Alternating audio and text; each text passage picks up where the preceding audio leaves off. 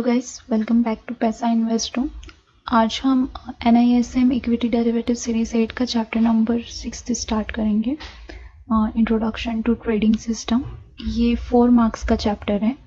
इसमें से 4 मार्क्स के क्वेश्चंस आते हैं, बट जो थियोरेटिकल पार्ट है, लाइक अगर आप फर्स्ट 5 चैप्टर देखें, जो फर्स्ट 5 चैप्टर्स हैं इनको मिला के अराउंड 50% मार्क्स आपके कवर होते हैं। ओके, और जो रिमेनिंग 5 चैप्टर्स हैं तो उनको मिला के आपके जो है 50 मार्क्स कवर होते हैं। ठीक है, तो ये वाले जो पूरे चैप्टर हैं ये इक्विटी डेरिवेटिव्स का बेसिक है। ठीक है, और जो रिमेनिंग 5 चैप्टर्स हैं, ओके, ये इक्विटी डेरिवेटिव्स में ट्रेडिंग किस तरीके से की जाती है, या फिर ट्रेडिंग मेंबर्स की यहाँ पे क्या क्या रिस्पॉन्सिबिलिटीज होती हैं, कैसे सेटलमेंट कैसे होता है, ऑर्डर पंचिंग कैसे होता है, सेबी के क्या रूल्स एंड रेगुलेशंस हैं। तो ये सब जो चीज़ें हैं वो रिमेनिंग 5 चैप्टर्स में कवर होती हैं। ओके, सो ये वाला चैप्टर 4 मार्क्स का है, बट ये एक आपको इनिशिएट या फिर आप ये बोलते हैं कि एक बेसिक अंडरस्टैंडिंग देता है आपको क्लियरिंग एंड सेटलमेंट डिपार्टमेंट जो होता है उससे रिलेटेड। ठीक है, तो हम इसमें बेसिकली ट्रेडिंग सिस्टम F&O का किस तरीके से वर्क करता है तो वो पूरा हम लर्न करेंगे। हमारे की पॉइंट्स क्या रहेंगे लर्निंग के। जो ट्रेडिंग सिस्टम होता है F&O का वो क्या होता है, देन डिफरेंट एंटिटीज, कौन कौन सी एंटिटीज होती हैं ट्रेडिंग सिस्टम में, then third different types of order, किस किस तरीके के ऑर्डर्स पंच किए जाते हैं, सिलेक्टिंग क्राइटेरिया क्या होता है स्टॉक्स का, और जो पोजीशंस होते हैं, लिमिट पोजीशंस होते हैं इक्विटी डेरिवेटिव्स में, तो वो किस बेसिस पे होते हैं, या फिर उनको कितना लिमिट्स प्रोवाइड करना होता है, कितना मार्जिन्स प्रोवाइड करना होता है अलग अलग मेंबर्स को। तो हम उसके बारे में स्टडी करेंगे। So let's start. ये पूरा थियोरेटिकल चैप्टर है, इसमें कुछ भी लाइक न्यूमेरिकल या फिर कोई कंसेप्ट थ्योरी नहीं है, पूरा थियोरेटिकल है। लाइक आपको समझना है कि कौन किस तरीके से वर्क करता है। तो मे भी थोड़ा बोरिंग होगा, बट स्टिल मैं ट्राई करूँगी कि आपको अच्छे से समझा सकूं। मे भी लेंदी हो सकता है, बट यस, ये एक इम्पॉर्टेंट चैप्टर है क्योंकि ये आपको बेसिक अंडरस्टैंडिंग देता है ट्रेडिंग मेंबर्स, क्लियरिंग मेंबर और मार्केट पार्टिसिपेंट या फिर सेल्फ क्लियरिंग मेंबर से रिलेटेड। तो अगर आपके बेसिक्स क्लियर नहीं होंगे इन सब को लेकर, मेंबर्स को लेकर, तो लाइक प्रॉब्लम होगा नेक्स्ट 4 चैप्टर्स को पढ़ने में। ओके, सो स्टार्ट करते हैं हम ट्रेडिंग सिस्टम। तो जब इलेक्ट्रॉनिक फॉर्म में ट्रेड नहीं होता था तो पहले लाइक एक हॉल हुआ करता था। ठीक है, इसे पिट बोला जाता था, और यहाँ पे जो मार्केट पार्टिसिपेंट्स रहते थे वो सब इकट्ठा होते थे एंड देन ऑर्डर पंच होते थे, मतलब कॉन्ट्रैक्ट सेट होता था 2 पार्टीज के बीच में। तो इसको ओवर द काउंटर भी बोला जाता था और डायरेक्ट ट्रेडिंग भी बोला जाता था। बट अभी जो सिनेरियो है इसमें इलेक्ट्रॉनिक नेचर में ट्रेड होता है। F&O में कुछ भी ऑफलाइन ट्रेड नहीं होता, इलेक्ट्रॉनिक नेचर में ही ट्रेड होता है इंडियन मार्केट में। ओके, बट फिर भी आप ये ध्यान रखिएगा कि जो ये पिट वाला जो मैंने आपको सिस्टम बताया, तो इसके लिए एक आउटक्राई ओपन मार्केट हुआ करता था। आउटक्राई से क्या मीनिंग निकलता है, लोग मे भी शायद तक आपने मूवीज वगैरह में देखा होगा कि लोग चिल्ला चिल्ला के ऑर्डर्स देते थे कि लाइक बिट लगाना कि इतने पे बाय करो, इतने पे सेल करो, है ना। और जिन भी 2 लोगों का आपस में मैच होता था तो उनके बीच में ट्रेड सेटअप होता था। सो इसलिए इसको आउटक्राई बोला जाता है। तो इस मार्केट को ओपन आउटक्राई मार्केट बोला जाता था। बट जो अभी हम प्रैक्टिस करते हैं वो इलेक्ट्रॉनिक मार्केट्स होते हैं, सब कुछ ऑनलाइन सिस्टम्स होते हैं, और ऑनलाइन सिस्टम्स पे ही ऑर्डर पंच होते हैं एक्सचेंज पे। ठीक है, तो ये फुली ऑटोमेटेड है ना। जो इंडियन मार्केट जो प्रोवाइड करता है ट्रेडिंग टर्मिनल्स, वो fully automated screen based trading terminals या ट्रेडिंग प्लेटफॉर्म्स होते हैं for index future, index option और स्टॉक फ्यूचर्स और स्टॉक ऑप्शंस। कुछ भी आउटक्राई मार्केट में नहीं होता है, सब कुछ ऑनलाइन सिस्टम होता है। जो ऑर्डर पंचिंग होती है वो भी ऑनलाइन या इलेक्ट्रॉनिक फॉर्म में ही होती है। ठीक है, तो ट्रांसपेरेंसी, इसके कारण क्या होता है, ट्रांसपेरेंसी रहती है, कुछ भी फ्रॉड नहीं होता है, कंप्लीट जो है सेगमेंट में ट्रांसपेरेंसी रहती है डेरिवेटिव ट्रेडिंग्स में। नेक्स्ट इज जो एंटिटीज हैं, तो ट्रेडिंग सिस्टम में कितनी एंटिटीज होती हैं, तो मेनली 5 एंटिटीज होती हैं। फर्स्ट वन जो होता है वो ट्रेडिंग मेंबर होता है। अभी ट्रेडिंग मेंबर क्या होता है, तो ट्रेडिंग मेंबर क्या होता है, लाइक ट्रेड पंच करते हैं, ठीक है, ट्रेड या ऑर्डर्स लेते हैं, उनको ट्रेडिंग मेंबर बोला जाता है। अब ये ऑर्डर्स वो अपने खुद के सेल्फ ऑर्डर भी पंच कर सकते हैं या फिर क्लाइंट के लिए भी ऑर्डर पंच कर सकते हैं, ठीक है। तो ऐसे जो मेंबर्स होते हैं स्टॉक एक्सचेंज के, उनको ट्रेडिंग मेंबर्स बोला जाता है। ये जो मेंबर्स होते हैं ये ट्रेड करते हैं ऑन बिहाफ ऑफ क्लाइंट और ऑन देयर ऑन अकाउंट, और जो ट्रेडिंग मेंबर होते हैं उनको एक आईडी असाइन की जाती है जिसे बोला जाता है ट्रेडिंग मेंबर आईडी, ठीक है। और ये जो ट्रेडिंग मेंबर आईडी होती है ये एक्सचेंज, स्टॉक एक्सचेंज इनको प्रोवाइड करता है।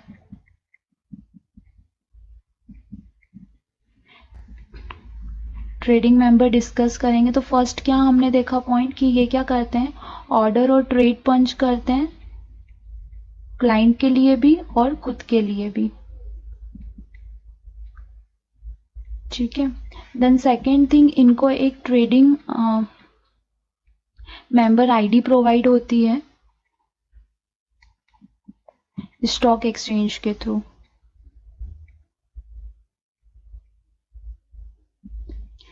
देन सेकेंड वन, जो ट्रेडिंग मेंबर्स होते हैं, ठीक है, तो ट्रेडिंग मेंबर्स क्या करते हैं, उनको स्टॉक एक्सचेंज तो आईडी प्रोवाइड करता ही करता है, बट जो यूजर्स होंगे ट्रेडिंग मेंबर्स के अंडर में, तो उनके लिए भी वो एक यूनिक यूजर आईडी प्रोवाइड करना पड़ती है उन्हें, ठीक है। फॉर सपोज मैं एग्जांपल लेती हूँ, जैसे कि ब्रोकर है ना, तो ब्रोकर क्या होता है, ब्रोकर वो पर्सन होता है जो कि हमको एक प्लेटफॉर्म प्रोवाइड करता है। मे बी आपने सुना होगा Zerodha, share Khan, SBI capital या फिर एक्सिस सिक्योरिटीज, HDFC सिक्योरिटीज, तो ये सब ब्रोकर्स हैं। ये लोग क्या करते हैं, एक प्लेटफॉर्म प्रोवाइड करते हैं। ये प्लेटफॉर्म वो अपने क्लाइंट्स को प्रोवाइड करते हैं। यहाँ पे वो क्या करते हैं कि क्लाइंट्स क्या कर सकते हैं, ब्रोकर के थ्रू सिक्योरिटीज में ट्रेड कर सकते हैं। सिक्योरिटीज मतलब स्टॉक्स में ट्रेड कर सकते हैं, F&O में ट्रेड कर सकते हैं, ऑर्डर पंच कर सकते हैं। उनको कोई भी सिक्योरिटीज बाय या सेल करनी है तो वो डायरेक्ट एक्सचेंज के पास या डायरेक्ट कंपनी के पास नहीं जाते हैं शेयर्स को खरीदने के लिए। मीडिएटर पर्सन होता है जो कि ब्रोकर होता है और ब्रोकर के थ्रू वो ऑर्डर पंच करते हैं। अभी नया सिस्टम जनरेट हुआ है NSE एक्सचेंज पे कि आप लाइक डायरेक्ट NSE या BSE पे भी कॉल करके अपने डीमैट अकाउंट में ऑर्डर पंच कर सकते हैं। बट अभी तक जो प्रैक्टिस किया जा रहा था वो ब्रोकर के थ्रू प्रैक्टिस किया जा रहा था कि आप ब्रोकर के पास या ब्रोकर के प्लेटफॉर्म के थ्रू बाइंग या सेलिंग करते हो शेयर्स में, स्टॉक्स में या फिर F&O में, फ्यूचर एंड ऑप्शन में, ठीक है। तो ये जो क्लाइंट ब्रोकर के अंडर में ट्रेड करते हैं तो हर एक क्लाइंट की एक यूनिक आइडेंटिफिकेशन नंबर होता है, ठीक है। इनको एक यूनिक नंबर प्रोवाइड किया जाता है और उस यूनिक नंबर के थ्रू उनके जितने भी ट्रांजैक्शंस हो रहे हैं उनके अकाउंट में, तो उसको मेंटेन किया जाता है, उन ट्रांजैक्शन को मेंटेन किया जाता है उस पर्टिकुलर यूनिक कोड के ऊपर, ठीक है। तो ये जो ट्रेडिंग मेंबर है इनको कौन प्रोवाइड करता है, trading ID stock exchange provide करता है। और ये ट्रेडिंग मेंबर्स अपने अंडर के जितने भी यूजर्स होते हैं जो उनके थ्रू ट्रेड पंच कर रहे हैं, तो वो लोग उनको एक यूजर यूनिक आईडी या यूनिक यूजर आईडी प्रोवाइड करते हैं, ठीक है, जिससे कि वो जो भी ऑर्डर्स या ट्रेड पंच कर रहे हैं उनके बिहाफ पे उसका क्या बोलना चाहिए कि लाइक रिपोर्ट्स रख सकें या फिर उसका ध्यान रख सकें कि किस क्लाइंट का कौन सा ऑर्डर पंच हुआ है, ठीक है। देन नेक्स्ट, जो यूजर्स रहेंगे उनके जितने भी यूजर्स रहेंगे, ओके, जो नंबर ऑफ यूजर्स रहेंगे उनके लिए जो ट्रेडिंग मेंबर आईडी रहेगी वो सेम रहेगी। नंबर ऑफ यूजर के लिए जो ट्रेडिंग मेंबर आईडी होगी वो सेम रहेगी सभी यूजर्स के लिए, सेम फॉर ऑल यूजर्स, ठीक है। तो ये वाला जो है ये क्वेश्चन आता है कि जो ट्रेडिंग मेंबर आईडी होती है वो ऑल यूजर्स के लिए सेम रहती है, ट्रू और फॉल्स में आ जाता है ये क्वेश्चन।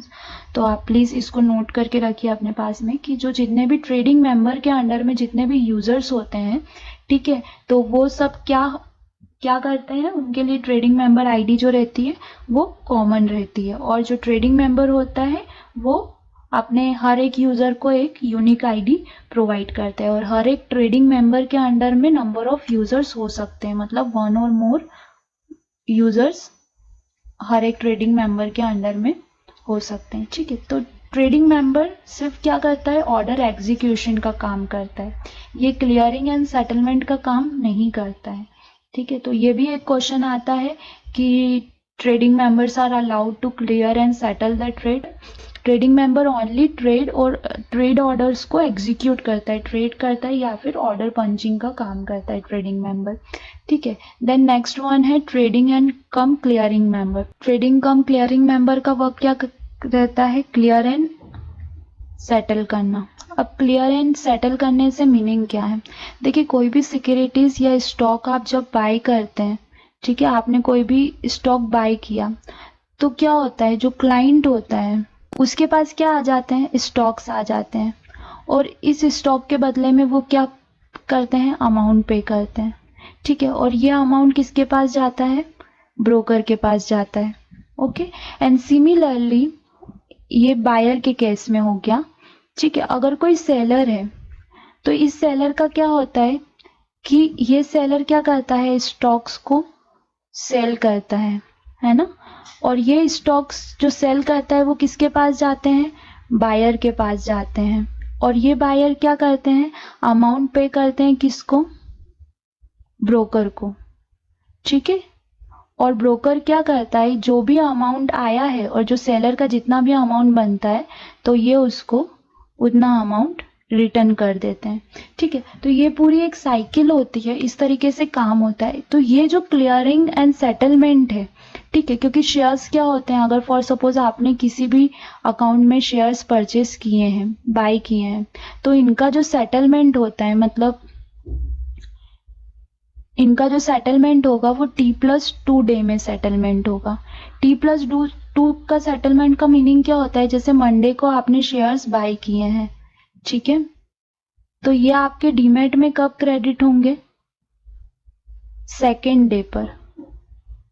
सेकेंड डे मतलब क्या हो गया, वेडनेसडे को ये आपको डीमैट में क्रेडिट होंगे। ठीक है, और वेडनेसडे को भी कब होंगे, आफ्टर 12:30 ये क्रेडिट होते हैं।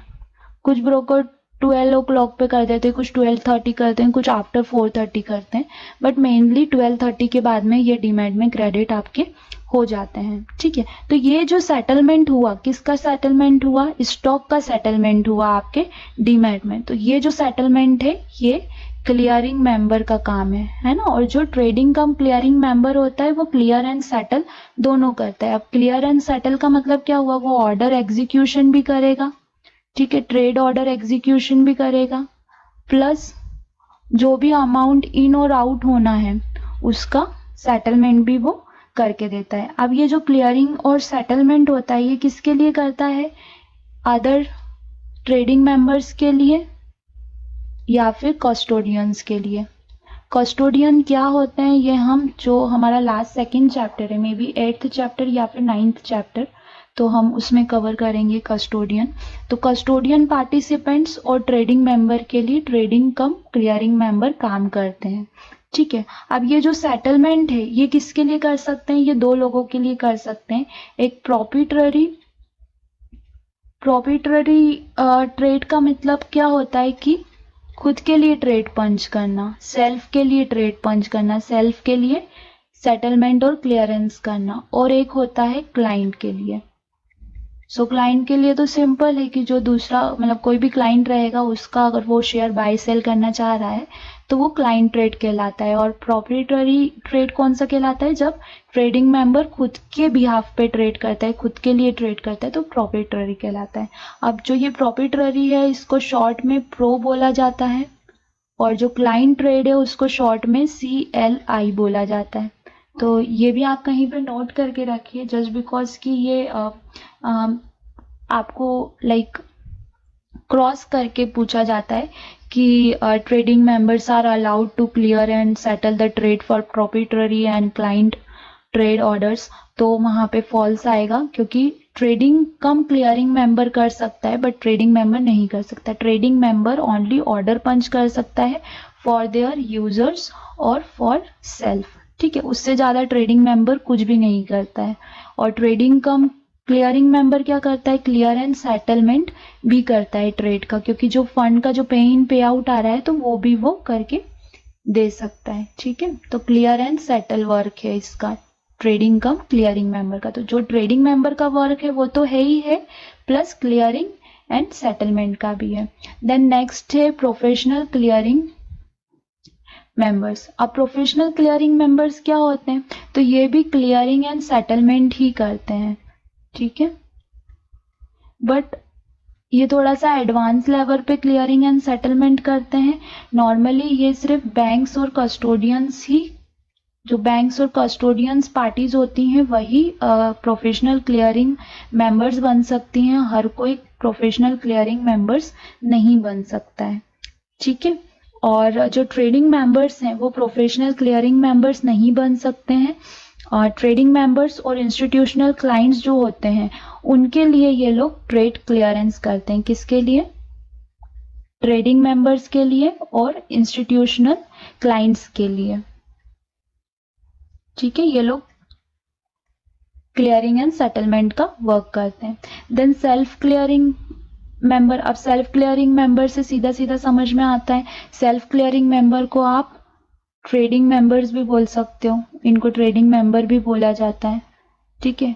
और ये सिर्फ और सिर्फ सेल्फ का ही ट्रेड एंड सेटलमेंट कर सकते हैं, ना यूजर का कर सकते हैं, ना अदर किसी कस्टोडियन पार्टी का कर सकते हैं, ओनली सिर्फ खुद का कर सकते हैं, ठीक है। सिंगल पर्सन के लिए, मतलब या तो सिंगल इंस्टीट्यूट के लिए या खुद के लिए, ये खुद के लिए ही कर सकते हैं, बाकी किसी के लिए भी नहीं।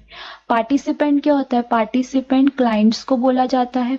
जो भी व्यक्ति मार्केट में बाय या सेल करता है शेयर्स को, उनको पार्टिसिपेंट्स बोला जाता है कि ये मार्केट पार्टिसिपेंट्स हैं, ये मार्केट में ट्रेडिंग कर रहे हैं।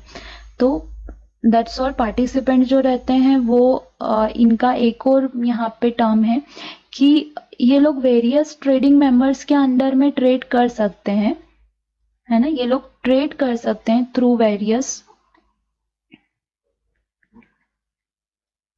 ट्रेडिंग मेंबर, बट इनका जो सेटलमेंट होता है या फिर इनका जो फंड सेटलमेंट होगा या सिक्योरिटी सेटलमेंट होगा तो वो सिर्फ और सिर्फ सिंगल क्लियरिंग मेंबर के थ्रू ही होता है, ठीक है। तो क्लियरिंग मेंबर एक पूरा चैप्टर है, उसमें हम इन डिटेल पढ़ेंगे कि एक्चुअल क्लियरिंग मेंबर का मतलब क्या होता है। मतलब यहाँ पे मैं स्टॉक एक्सचेंज को क्लियरिंग मेंबर बोल रही हूँ या फिर डिपॉजिटरी को क्लियरिंग मेंबर बोल रही हूँ, किसे क्लियरिंग मेंबर बोल रही हूँ, तो वो हमको वहां पे पता लगेगा।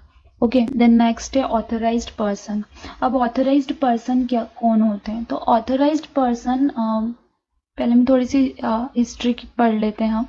सो अभी तक क्या होता, मतलब 21 जून 2018 तक क्या होता था कि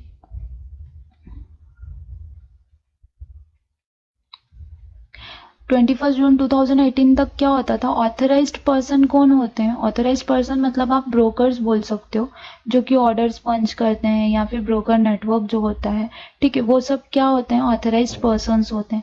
या स्टॉक एक्सचेंज हो गया तो वो ऑथराइज्ड पर्सन है।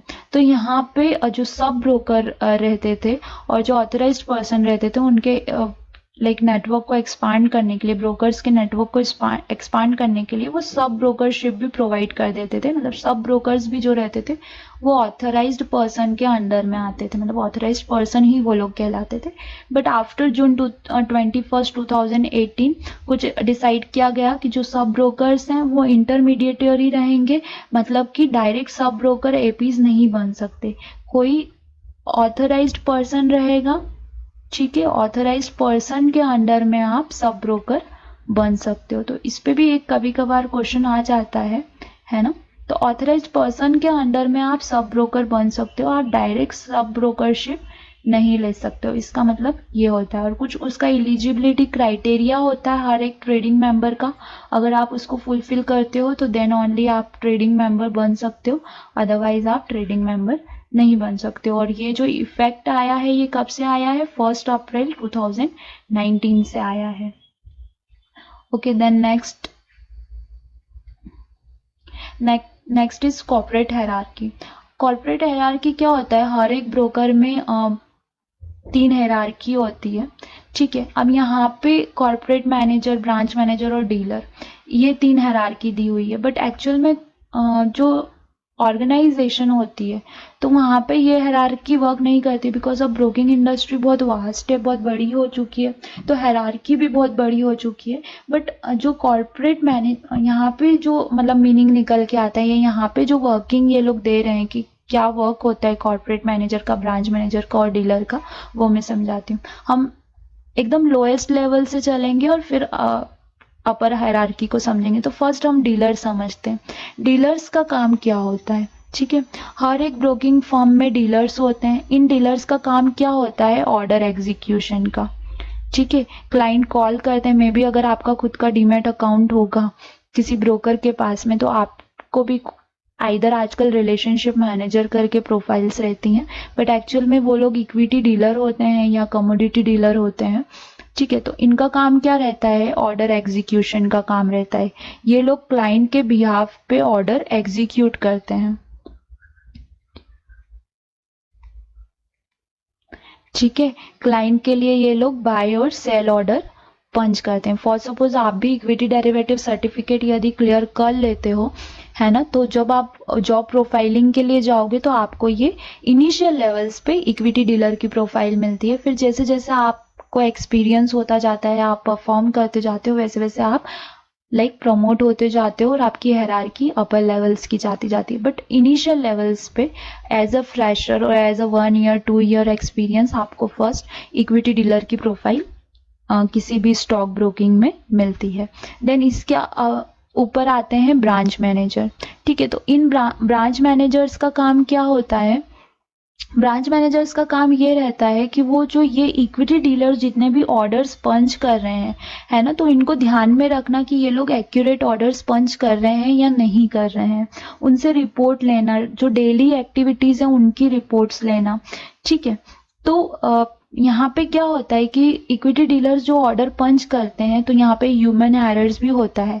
फॉर सपोज क्लाइंट ने बोला कि मुझे 1000 क्वांटिटी एसबीआई का बाय करना है, एसबीआई चल रहा है 2200 रुपए पे, अभी 1000 क्वांटिटी बंदा बाय करेगा, मतलब 2 लाख रुपए का माल बाय करता है, ठीक है। अगर डीलर ने गलती से बाय करने की जगह सेल कर दिया, या फिर उसने 2000 की जगह 20,000 क्वांटिटी डाल दी और क्लाइंट के अकाउंट में उतना पैसा था और 20,000 क्वांटिटी बाय हो गई, तो यहाँ पे क्या हो गया, मिसलीडिंग हो गई कि बाय मिस्टेक या फिर कुछ 4 फिंगर एरर के कारण डीलर ने गलत ऑर्डर डाल दिया।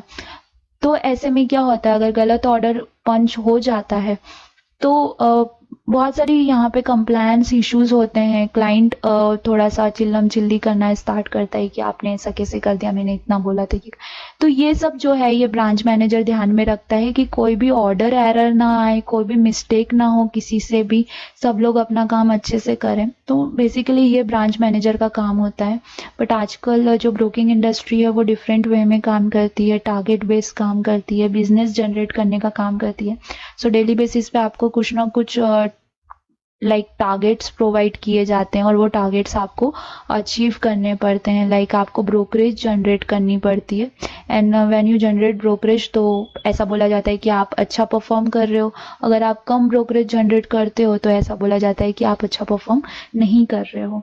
तो ब्रोकरेज जनरेट करने के चक्कर में भी कभी कभी डीलर जो है वो गलत ऑर्डर्स वगैरह पंच कर देता है, या मिसलीडिंग या मिसकम्युनिकेशन हो जाती है क्लाइंट और डीलर के बीच में। तो वो सब चीज़ों को इग्नोर, या फिर क्या बोलना चाहिए कि नॉट इग्नोर, बट हाँ उन चीज़ों वो सब कम हो, उसके लिए ब्रांच मैनेजर को हर चीज़ों को ध्यान में रखना पड़ता है। Okay, so this is apart from ये ऐसा कुछ भी चैप्टर में नहीं दे रखा है, बट जस्ट एक नॉलेज पर्पज में मैंने आप लोगों को बताया।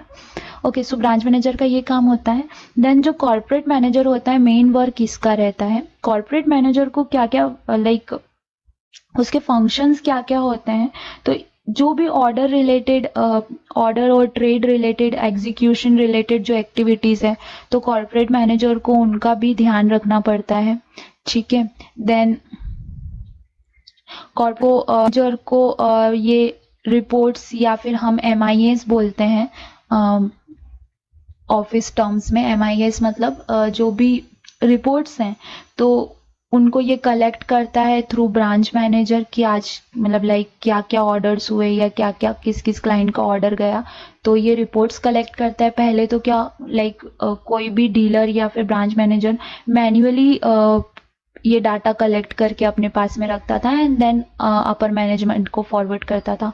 बट अब सब कुछ डिजिटलाइज हो गया है, ऑनलाइन सिस्टम हो गया है, तो जस्ट ऑर्डर पंच होते हैं ऑनलाइन और डायरेक्ट रिपोर्ट जनरेट हो जाती है। आप मैन्युअली यहाँ पे मेंटेन नहीं करना पड़ता है। पहले थोड़ा सा ये डिफिकल्ट था बट अब इजी हो गया है आफ्टर डिजिटलाइजेशन।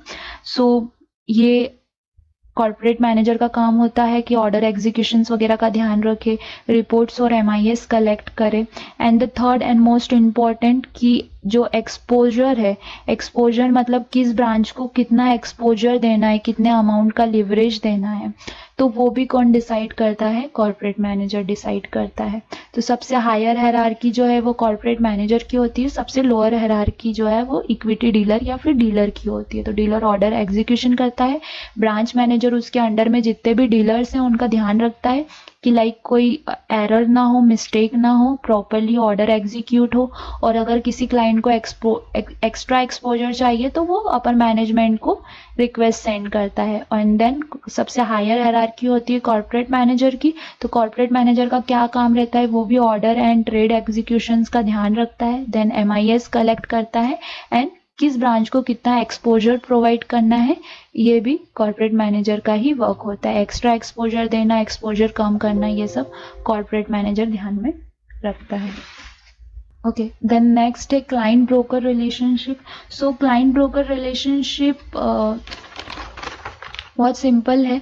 यहाँ पे जो ब्रोकर होता है उसको कुछ चीज़ों क्लाइंट से कलेक्ट करनी होती है और कुछ ऐसी सर्विसेज हैं जो क्लाइंट को प्रॉपरली प्रोवाइड करनी होती हैं। तो सबसे फर्स्ट है जब भी अकाउंट ओपन होते हैं, है ना, तो क्लाइंट से जो ब्रोकर है उसको क्लाइंट से KYC कलेक्ट करना होता है। KYC का फुल फॉर्म होता है know your client.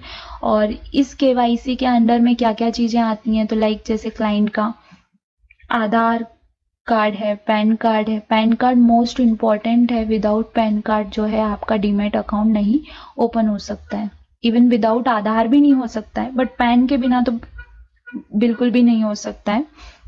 So KYC forms लेने होते हैं।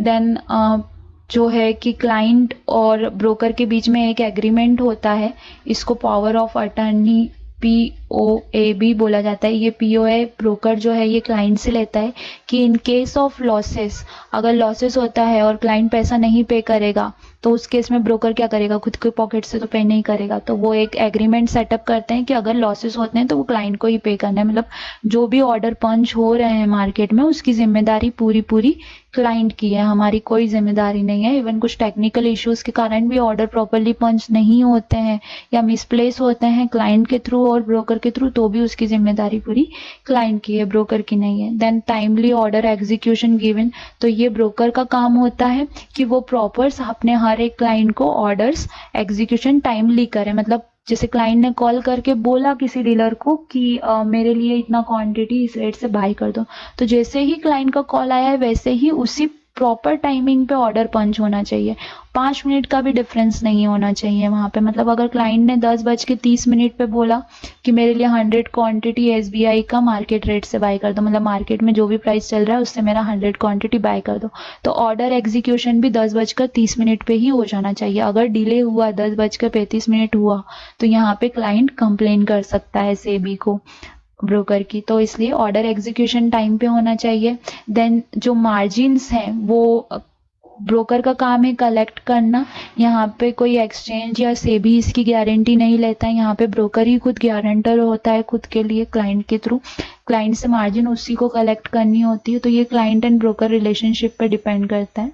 देन हर एक क्लाइंट के लिए सेपरेट बैंक अकाउंट उनको सेग्रीगेट करना होता है क्लाइंट्स मनी के लिए। इसका मतलब क्या होता है, जैसे ब्रोकर का अपना खुद का एक बैंक अकाउंट होता है, ठीक है, जिसमें लाइक ऑफिस का मेंटेनेंस आ रहा है जा रहा है, लोगों की सैलरी है, आप सैलरी वो दे रहा है, जो बिजनेस आ रहा है वो सब उसी में कलेक्ट हो रहा है प्रॉफिट मार्जिन्स और ब्रोकरेज और जो कुछ भी है, ठीक है। तो यहाँ पे क्लाइंट्स के लिए ब्रोकर को एक सेपरेट अकाउंट रखना होता है, सेपरेट बैंक अकाउंट रखना होता है, जिसमें सिर्फ और सिर्फ क्लाइंट्स के ही ट्रांजेक्शन्स रिफ्लेक्ट होते हैं, इन और आउट रिफ्लेक्ट होते हैं। यहाँ पे कोई भी ब्रोकर जो एक पर्सनल एंटिटी है उससे रिलेटेड कोई भी यहाँ पे ट्रांजेक्शन नहीं होने चाहिए, ओनली क्लाइंट्स अकाउंट के ट्रांजेक्शन्स होने चाहिए। तो वो एक सेपरेट उसको बैंक अकाउंट मेंटेन करना पड़ता है। देन इंश्योर करना होता है टाइमली पे इन और पे आउट ऑफ फंड, मतलब कि जब भी क्लाइंट अगर कोई शेयर बाय कर रहा है तो बाय करने के लिए ब्रोकर को उससे पैसा लेना पड़ेगा, है ना। तो वो टाइमली पैसा उससे लेना और एक्सचेंज को ट्रांसफर करना, जिस भी सेलर के पास जाना है तो वो एक्सचेंज उस सेलर को वो पैसा बेचता है, ठीक है। और पे आउट देना, पे आउट का मतलब क्या होता है, जैसे कोई क्लाइंट ने शेयर्स को सेल किए हैं तो उसके बदले में उसको पैसा मिलेगा, तो वो पैसा उसको टाइम पे जाना चाहिए। इसके लिए जो है एक्सचेंज या सेबी इन लोगों ने T+2 डेज का सेटलमेंट दिया है, मतलब 2 दिन के अंदर अंदर आपका जो पैसा है वो सेलर को, सेलर का पैसा चला जाना चाहिए और जो स्टॉक है वो जिस बायर ने बाय किया है उसके पास चला जाना चाहिए। तो ये टाइमली, बिल्कुल एकदम टाइम पे होना चाहिए, डिले नहीं कर सकते आप, ठीक है। देन कॉन्ट्रैक्ट नोट इश्यूज करना टाइम पे।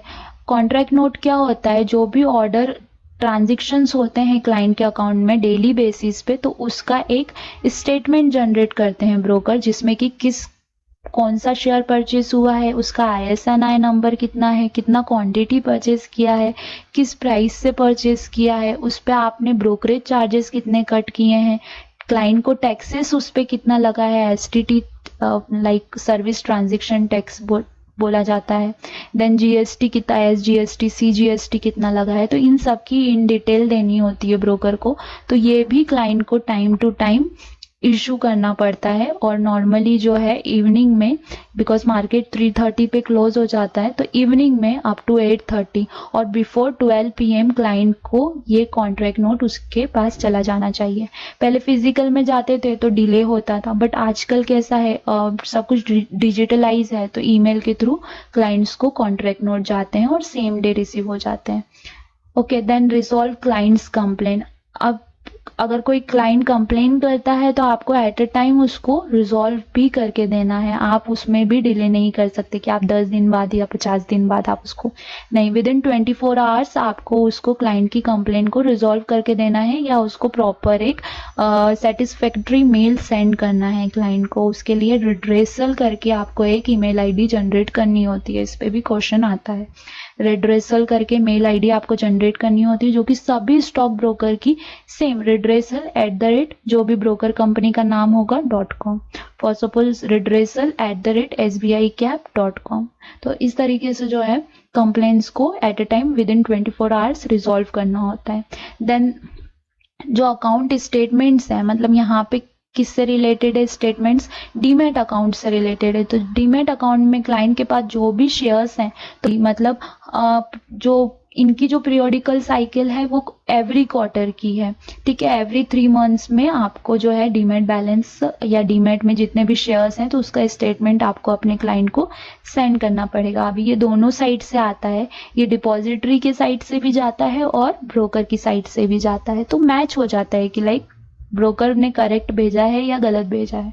Okay, then unique client code maintain करना। हमने जो पढ़ा था कि हर ट्रेडिंग मेंबर अपने क्लाइंट को एक यूनिक क्लाइंट कोड प्रोवाइड करता है या यूजर ID प्रोवाइड करता है, तो हर एक क्लाइंट को आपको separate unique client code provide कर, आप रिपीट नहीं कर सकते, ठीक है। कि कोई क्लाइंट ने अकाउंट बंद कर दिया तो वो जो यूनिक क्लाइंट कोड था वो आप किसी और क्लाइंट को दे दोगे, नहीं। हर एक क्लाइंट का, भले ही वो अकाउंट एक्टिव रहे चाहे इनएक्टिव रहे, आपको separate unique client code provide करना है। Then order type and order conditions, मतलब कितने तरह के ऑर्डर्स पंच कर सकते हैं हम और क्या किन किन कंडीशंस पे पंच कर सकते हैं, तो वो पढ़ते हैं। तो मेनली 2 टाइप्स के ऑर्डर पंचिंग कंडीशंस होती हैं, टाइम कंडीशन और प्राइस कंडीशन। तो इसको हम डिटेल में पढ़ते हैं, ठीक है। आई होप कि ये जो क्लाइंट ब्रोकर रिलेशनशिप है ये आपको समझ में बहुत सिंपल है, है ना, कि केवाईसी मेंटेन करना होता है, एग्रीमेंट होता है क्लाइंट और ब्रोकर के बीच में कि कोई भी फ्रॉड ना हो, ना ब्रोकर क्लाइंट के साथ कोई फ्रॉड कर सके, ना क्लाइंट ब्रोकर के साथ कोई फ्रॉड कर सके, ठीक है। फिर टाइमली ऑर्डर पंच करना पड़ता है, जिस टाइम पे क्लाइंट ने बोला है ऑर्डर पंच करने के लिए उसी टाइम पे आपको ऑर्डर पंच करना पड़ेगा। प्रॉपरली पे इन पे आउट आपको फंड्स का जो है क्लाइंट को देना पड़ेगा, कॉन्ट्रैक्ट नोट देने पड़ेंगे। देन क्लाइंट की कंप्लेन आपको विद इन 24 आवर्स रिजॉल्व करनी पड़ेगी। पीरियोडिकली स्टेटमेंट सेंड करना पड़ेगा, यूनिक क्लाइंट कोड मेंटेन करना पड़ेगा। तो दिस ऑल ये सब क्लाइंट ब्रोकर रिलेशनशिप के अंडर में आता है। देन हम कितने टाइप्स के ऑर्डर्स पंच होते हैं और क्या कंडीशंस होती हैं उनके ऊपर, तो उसके बारे में डिस्कस करते हैं। ओके, सो फर्स्ट हम डिस्कस करेंगे टाइम कंडीशन। सो टाइम कंडीशन का मीनिंग क्या होता है, ठीक है। पहले मैं ऑर्डर का मीनिंग समझाती हूँ। मे बी कुछ लोगों को पता होगा, मे बी कुछ लोगों को नहीं पता होगा। ऑर्डर का मतलब क्या होता है कि कोई भी क्लाइंट है, ठीक है, तो वो जब ऑर्डर पंच करता है तो ऑर्डर कैसे पंच करता है। फॉर सपोज उसको SBI बाय करना है ना, 100 क्वांटिटी बाय करनी है, 200 का प्राइस चल रहा है। तो कोई क्लाइंट है जो इसको 195 पे परचेस करना चाहता है, ठीक है, ये क्लाइंट 1 है। एक और क्लाइंट है जो कि SBI का 100 क्वांटिटी परचेस करना चाहता है बट मार्केट रेट से परचेस करना चाहता है। मतलब ये अगर 200 रुपये चल रहा है या 200 रुपये 50 पैसे चल रहा है, उसको ये प्राइस से कुछ भी नहीं लेना देना है। वो बोल रहा है जो मार्केट रेट चल रहा है उससे आप मेरे को परचेस कर दो। बट एक क्लाइंट है वो क्या बोल रहा है, 200 चल रहा है, बट ये जब ये 5 रुपये नीचे आएगा ना तब मैं इसको बाय करूंगा, ठीक है। तो ये जो कंडीशन है ना, एक क्लाइंट क्या बोल रहा है कि मैं 195 आएगा तब परचेस करूंगा, और एक क्लाइंट क्या बोल रहा है कि मैं जब मार्केट रेट आएगा तब परचेस करूंगा। तो ये जो प्राइस का जो डिफरेंस है या ये जो प्राइस अलग अलग उनका सोचना है, तो इसको बोलते हैं प्राइस कंडीशन, ठीक है। एंड टाइम कंडीशन क्या होता है कि एक क्लाइंट है वो क्या बोल रहा है कि सामने से मेरा जितना क्वांटिटी बाय होता है आप कर दो। मैं यहाँ पे 1 लाख क्वांटिटी 1 लाख क्वांटिटी में बाय करना चाहता हूँ, तो मार्केट रेट से या जो भी 200 रुपए के प्राइस से बाय हो रही है आप उतनी कर दो और बाकी की छोड़ देना। 1 लाख में से जितनी होगी उतनी चली जाएगी। तो इसको बोलते हैं IOC, intermediate and cancellation order. Intermediate और कैंसिलेशन, इसका मीनिंग क्या होता है। फॉर सपोज 1 लाख क्वांटिटी किसी ने बाय करने के लिए रखी और जो सामने सेलर्स हैं वो सिर्फ 98,000 क्वांटिटी के लिए ही है, तो यहाँ पे क्या होगा, 98,000 क्वांटिटी तो बाय हो जाएगी, बट जो रिमेनिंग 2,000 क्वांटिटी है 1 लाख में से वो क्या हो जाएगी, ऑटोमेटिक कैंसिल हो जाएगी, ठीक है। तो इस टाइप के ऑर्डर को क्या बोलते हैं, इंटरमीडिएट और कैंसिलेशन ऑर्डर। और एक क्लाइंट है वो क्या बोल रहा है कि मेरी 100 क्वांटिटी बाय करो बट 199 के रेट से बाय करना है, ठीक है। आज दिन भर में अगर 199 के रेट पे आता है तो बाय हो जाएगा, अदरवाइज मेरे को कोई दिक्कत नहीं, मैं कल फिर ऑर्डर रख दूंगा। तो इस काइंड ऑफ ऑर्डर को क्या बोलते हैं, डे ऑर्डर, ठीक है।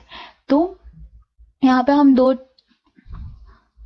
दो कंडीशंस हमने यहाँ पे डिस्कस कर ली। एक टाइम कंडीशन हमने डिस्कस करी और एक हमने प्राइस कंडीशन डिस्कस करी, ठीक है। तो टाइम कंडीशन में क्या था, एक इमीडिएट और कैंसिलेशन ऑर्डर था, जिसमें क्या होता है कि फॉर सपोज मैं एक बार और यहाँ पे क्लियर करती हूँ, ठीक है। फर्स्ट होता है डे ऑर्डर। ओके, तो डे ऑर्डर में क्या होता है, होल डे के लिए आपका ऑर्डर वैलिड रहेगा, ठीक है। अगर फॉर सपोज कोई भी शेयर 200 के प्राइस पे चल रहा है, आपने 195 पे बाय ऑर्डर पंच किया है, ओके, ये बाय ऑर्डर आपने पंच किया है, तो ये वाला जो ऑर्डर है ये होल डे के लिए वैलिड रहेगा, है ना। अगर आपका आज के दिन में ये आया प्राइस तो आपका बाय हो जाएगा, अदरवाइज बाय नहीं होगा। आपको आपका जो भी है आपको कल फिर से ऑर्डर रखना पड़ेगा। एंड सेकेंड यहाँ पे है IOC, इमीडिएट और कैंसिलेशन। इमीडिएट और कैंसिलेशन में क्या होता है कि फॉर सपोज 200 शेयर का प्राइस चल रहा है, आप 1 लाख क्वांटिटी आपको खरीदनी है ना, और जो सेलर है वो सिर्फ 80,000 क्वांटिटी के लिए है ना। तो क्या होगा कि 80,000 क्वांटिटी तो आपकी बाय हो जाएगी मार्केट रेट से, जितने पे भी सेलर है, और रिमेनिंग जो 20,000 क्वांटिटी है वो कैंसिल हो जाएगी, ये बाय नहीं होगी, और आपको ऑर्डर पंच होके और एग्जीक्यूट हो जाएगा only for 80,000 quantity. 20,000 automatic cancel हो जाएगी। तो इसको बोलते हैं इमीडिएट एंड कैंसिल। ये ऑर्डर कब काम आते हैं? जब मार्केट में एकदम बहुत हाईएस्ट फ्लक्चुएशन, कुछ न्यूज आई किसी स्टॉक में, है ना, अब हमको नहीं पता है वो कितना ऊपर जा सकते, तो हमने क्या करा कि एक काम, क्योंकि क्या होता है कभी कभार आप 1 लाख क्वांटिटी का ऑर्डर पंच करेंगे ना, तो 5 रुपए वो 1 लाख क्वांटिटी के कारण ही रेट बढ़ जाता है उस स्टॉक का। तो उस केस में इमीडिएट एंड कैंसिलेशन ऑर्डर रखा जाता है कि अच्छा चलो सामने से जितना क्वांटिटी आएगा उतना हम परचेस कर लेंगे, बाकी छोड़ देंगे, ठीक है। देन सेकेंड है price condition. So price condition भी 2 टाइप की होती है। फर्स्ट वन इज मार्केट,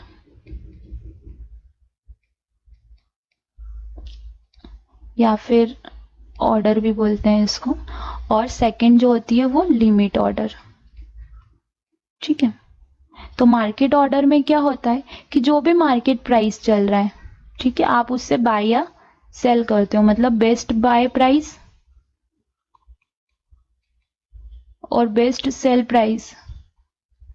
अगर आप बायर हो तो जो भी बेस्ट बाय प्राइस चल रहा होगा उस पर आप बाय कर लोगे, और सेलर हो तो जो भी बेस्ट सेल प्राइस चल रहा है उस पर आप सेल कर दोगे। तो इसको मार्केट ऑर्डर बोलते हैं, है ना। और लिमिट ऑर्डर क्या होता है? सेम जो मैंने आपको बताया था कि 200 स्क्रिप्ट चल रही है, आपको 195 के रेट से खरीदना है, तो आप ऑर्डर जो है वो 195 के रेट पे रखोगे। जब 195 आएगा उसी टाइम पे आपका बाय होगा, अदरवाइज आपका बाय इन अ डे में नहीं होगा। तो ये 2 काइंड के ऑर्डर्स होते हैं। देन थर्ड वन जो है इसमें, तो वो प्राइस बैंड है। एक्चुअल वो ऑर्डर टाइप एंड कंडीशन का पार्ट नहीं है, बट सो प्राइस बैंड क्या होता है कि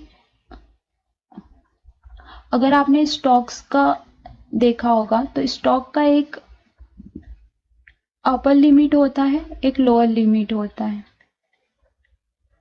मतलब वहां पे जाके क्या होता है कि स्टॉक थोड़ा सा होल्ड करता है, मतलब उसके ऊपर या उसके डाउन साइड नहीं जा पाता है। पर सपोज कोई भी स्टॉक है वो 100 रुपी चल रहा है, ठीक है, और इसका अगर 20% सर्किट लेवल है, मतलब एक दिन में ये 20% से ज्यादा का मूवमेंट नहीं कर सकता है, या तो 20% प्लस का मूवमेंट दे सकता है या 20% माइनस का मूवमेंट दे सकता है। मतलब अगर मैं अपर सर्किट की बात करूं, यहाँ पे 20% प्लस की बात करूं, तो ये ज्यादा से ज्यादा कितना मूव करेगा?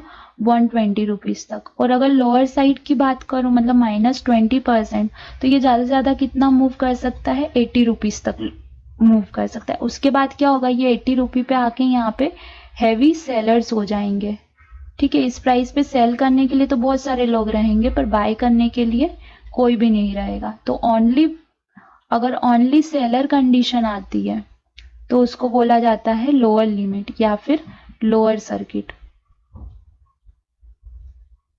ओनली सेलर्स होते हैं, मतलब सिर्फ बेचने वाले होते हैं, खरीदने वाला कोई भी नहीं है, ठीक है। और जब ओनली बायर्स कंडीशन आती है, सिर्फ खरीदने वाले हैं पर बेचने के लिए कोई रेडी नहीं है, सबको लग रहा है कि ऊपर ही इसका रेट जाएगा, तो उसको अपर लिमिट या फिर अपर सर्किट बोला जाता है, ठीक है। और ये जो अपर लिमिट और अपर सर्किट जो ये बैंड है ना, ये बैंड कौन डिसाइड करता है? तो ये बैंड स्टॉक एक्सचेंज डिसाइड करता है। और ये स्टॉक एक्सचेंज कैसे डिसाइड करता है? तो जो उस स्टॉक की वॉलेटिलिटी रहती है, जो उस स्टॉक का मोमेंटम रहता है, उसके अकॉर्डिंग वो ये प्राइस बैंड को सिलेक्ट करता है। बट इन फ्यूचर F&O कोई प्राइस बैंड की कोई लिमिट नहीं होती है। इफ इन केस अपर या लोअर सर्किट लग भी गया तो वो विद इन 5 मिनट्स और विद इन अ मिनट वो ओपन हो जाता है, मतलब वहां पे आइदर बायर या सेलर आ जाते हैं, क्योंकि वो कॉन्ट्रैक्ट पे काम हो रहा है ना, वो एक्चुअल शेयर्स पे काम नहीं हो रहा है, राइट। तो वहां पे कोई प्राइस बैंड नहीं होता है, वहां पे वो थोड़ी देर के लिए वहां पे only buyer only seller condition आती है, बट स्टिल वो प्राइस बैंड हट जाता है। नॉर्मली अगर प्राइस बैंड की बात की जाए तो इंडेक्स फ्यूचर जो है किस लेवल पे आके थोड़ा सा मतलब स्टॉक होता है, तो इंडेक्स फ्यूचर जो है, इंडेक्स फ्यूचर मतलब क्या? निफ्टी 50, बैंक निफ्टी, ये इंडेक्स फ्यूचर होते हैं, राइट। तो इंडेक्स फ्यूचर 10% के अराउंड यहाँ पे प्राइस बैंड लेता है। देन स्टॉक फ्यूचर्स की बात करूं तो वो 10% पे प्राइस बैंड लेता है। और ऑप्शन की मैं बात करूं for both index and stocks, तो ये डेली बेसिस पे इसको क्या बोलते हैं कि कैलकुलेट किया जाता है, कंप्यूटेट किया जाता है थ्रू डेल्टा।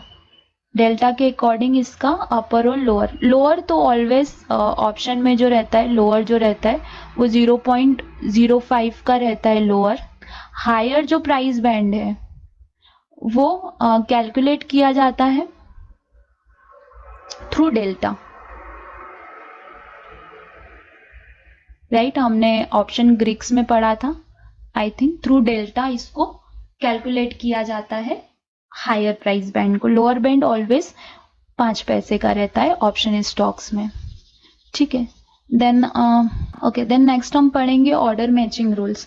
तो ऑर्डर मैचिंग रूल्स में मतलब कि ऑर्डर मैच कैसे होते हैं, बायर सेलर को मैच कैसे किया जाता है। तो इन इंडिया ऑलरेडी ऑटोमेटिक है, तो ऑर्डर मैच करने के लिए कुछ भी आपको ऐसा क्या बोलते हैं कि लाइक मैन्युअली कुछ नहीं करना होता है, टाइम प्रायोरिटी बेस पे ऑर्डर मैचिंग होता है। सो मैं आपको एक एग्जांपल देती हूँ कि जब भी आप टर्मिनल विंडो चेकआउट करेंगे तो क्या होता है कि बायर और सेलर रहते हैं किसी भी स्टॉक पे। हम फिर एग्जांपल एसबीआई का ही ले लेते हैं 200 का, ठीक है। तो जो बायर रहेगा, अगर प्राइस यहाँ पे 200 दिख रहा है, उसका मतलब क्या होता है वो भी मैं समझाती हूँ। सो 200, कोई बायर होगा जो 199.95 पे होगा, 199.90 पे, 199.85। देन जो सेलर होता है वो हायर प्राइस पे, ऑब्वियसली सेल व्यक्ति हायर प्राइस पे करेगा, लोअर प्राइस पे तो नहीं करेगा। लोअर प्राइस पे करेगा तो सामने से उसका सेल हो जाएगा, राइट। सो इस तरीके से 5-5 पैसे की डिफरेंस में सेलर्स होते हैं, ठीक है। तो ये बायर है और ये सेलर है, मतलब बायर 200 रुपए पे खरीदने के लिए रेडी है। अगर कोई सेलर 200 रुपए पे बेचना चाह रहा है तो वो सामने से उसका ऑर्डर हो जाएगा। तो ये जो 200 प्राइस हमको रिफ्लेक्ट होता है, आप कभी जब भी मार्केट ओपन रहता है तब आप मनी कंट्रोल या फिर investing.com ओपन करके और किसी भी शेयर का रेट चेक कीजिएगा। तो वहां पे जो रेट रिफ्लेक्ट होता है ना, वो लास्ट ट्रेडेड प्राइस होता है, ठीक है, LTP, लास्ट ट्रेडेड प्राइस। अब ये जो लास्ट ट्रेडेड प्राइस है ये कैसे फ्लक्चुएट होते हैं, जिस भी प्राइस पे जो लास्ट ट्रेड हुआ रहता है वो यहाँ पे फ्लक्चुएट होता है। ये बायर का या सेलर का प्राइस नहीं होता है। फॉर सपोज यदि कोई सामने से बायर आया और वो 200.05 पे खरीदने के लिए रेडी है, तो आपको यहाँ पे जो लास्ट ट्रेडेड प्राइस दिखेगा वो 200.05 का दिखेगा। अब ये जो 5 पैसे का डिफरेंस है इसको बोला जाता है टिक साइज। नॉर्मली NSE एक्सचेंज पे जो टिक साइज होता है, NSE पे, हाँ, BSE पे 1 पैसे का होता है, NSE पे 5 पैसे का टिक साइज होता है। मतलब ये जो बायर सेलर बिट में जो डिफरेंस रहेगा मिनिमम वो 5 पैसे का होता है। मैक्सिमम कितने भी रुपए का हो सकता है, पर मिनिमम 5 पैसे के डिफरेंस पे यहाँ पर ये रहता है, टिक साइज रहता है, ठीक है। अभी बेस्ट प्राइस का मतलब क्या होता है, मतलब अगर सेलर को सेल करना है तो उसके लिए जो बेस्ट सेलिंग प्राइस है वो ये है, जहां पे बायर खुद से अपना जो शेयर है वो खरीदने के लिए तैयार है। तो बेस्ट सेलिंग प्राइस कौन सा हो गया, जिस पर कि बायर सेल करने के लिए रेडी है, ठीक है। और बेस्ट बाइंग प्राइस कौन सा होगा, जिस पे कि सेलर अपने आप से सेल करने के लिए तैयार है। मतलब अगर किसी बायर को बाय करना है मार्केट रेट से तो उसके लिए जो बेस्ट बाइंग प्राइस है वो क्या है, 200.05 का है। और अगर सेल करना है, ऑब्वियस अगर आप सामने से सेल करना चाहते हो तो जो बायर जिस रेट पे डिमांड कर रहा है आपको उस रेट बेचना पड़ेगा। और अगर आप सामने से खरीदना चाहते हो तो जिस रेट पे सेलर डिमांड कर रहा है सेल करने के लिए आपको उस रेट पे बाय करना पड़ेगा। तो ये बेस्ट बाइंग प्राइस होता है, ठीक है। और फॉर सपोज अगर यहाँ पे 200 रुपीज पे 2 बायर है ना, और 2 बायर है और टोटल क्वांटिटी 500 रुपए। अगर कोई सेलर है एक ही सेलर है जो 500 क्वांटिटी बेचना चाहता है तो दोनों का ऑर्डर हो जाएगा। बट अगर एक सेलर आया जो सिर्फ अपनी 100 क्वांटिटी बेचना चाह रहा है तो ये 500 क्वांटिटी में से और ये जो 2 बायर हैं इनमें से किसका ऑर्डर पहले जाएगा, तो ये टाइम मैचिंग पे होता है ना, या फिर टाइम को प्रायोरिटी दी जाती है कि जिसने पहले ऑर्डर पंच किया होगा टाइम प्रायोरिटी बेसिस पे ये ऑर्डर होगा। मतलब जिसने पहले, फॉर सपोज अगर कोई ए एंड बी है जिसने ऑर्डर पंच किया है, पहले ए ने ऑर्डर पंच किया था देन बी ने ऑर्डर पंच किया था, तो जो 100 क्वांटिटी ये सेलर की है तो वो ए को मिलेगी। ठीक है, तो ये ए का जो है बाय होगा सबसे फर्स्ट। और फिर अगर कोई और सेलर आता है जो 400 क्वांटिटी या फिर आप ये बोल लीजिए कि 300 क्वांटिटी लेके आता है, तो अगर ए ने 300 क्वांटिटी का ऑर्डर रखा होगा तो 200 ए की क्वांटिटी क्लियर हो जाएगी क्योंकि 100 पहले हो गई थी, और जो रिमेनिंग यहाँ की 100 क्वांटिटी है तो वो बी को मिलेगी। ठीक है, तो टाइम प्रायोरिटी बेसिस पे जो है वो ऑर्डर एग्जीक्यूशन होता है। आई होप कि आपको बेस्ट प्राइस समझ में आया होगा, बिकॉज इस पे भी क्वेश्चन आता है कि बेस्ट बायर प्राइस कौन सा होता है और बेस्ट सेलिंग प्राइस कौन सा होगा। तो जिस रेट पे बायर सेल करने के लिए तैयार है आस्क प्राइस बोला जाता है उसे। ओके, सो आस्क प्राइस कौन सी होती है, बेस्ट सेलर प्राइस।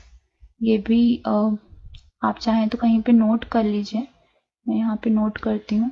ठीक है, ये क्वेश्चन में भी पूछा जाता है कि बिड मतलब क्या होता है, बेस्ट सेल प्राइस। मतलब आप उस पे आप सेल करना चाहते हैं तो बिड प्राइस पे आप सेल कर सकते हैं। और ये किसकी बिड होती है, वहां पे बायर होता है, बायर अपनी बिड रखे हुए होता है कि उस रेट पे बायर खरीदने के लिए तैयार है। और जो आस्क होता है, हम आगे जब टर्मिनल का स्क्रीनशॉट देखेंगे तब मैं बिड और आस्क बताऊंगी आपको। तो जो आस्क प्राइस होता है वो बेस्ट बाय प्राइस होता है। ये वो प्राइस होता है जिसपे कि सेलर की बिड रखी रहती है, मतलब कि सेलर अपना शेयर बेचने के लिए रेडी है उस प्राइस पे, तो आप उस प्राइस पे इजीली बाय कर सकते हो। तो this is ask and bid. तो ऑर्डर मैचिंग जो है वो बेस्ट प्राइस और टाइम प्रायोरिटी के बेसिस पे ऑर्डर को मैच किया जाता है। ठीक है, then next is price band, जो हम ऑलरेडी आई थिंक समझ चुके हैं, है ना, कि 10% इंडेक्स फ्यूचर पे होता है।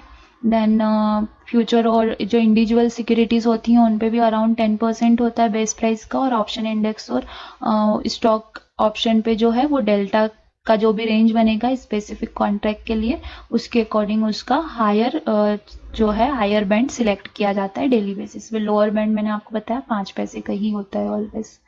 ठीक है, then next is trader work station. तो ट्रेडर वर्क स्टेशन क्या होता है,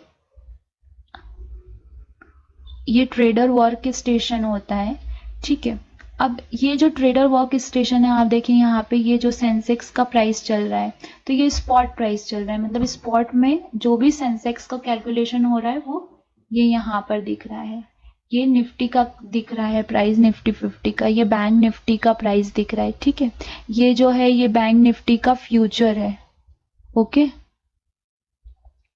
ये निफ्टी का फ्यूचर है।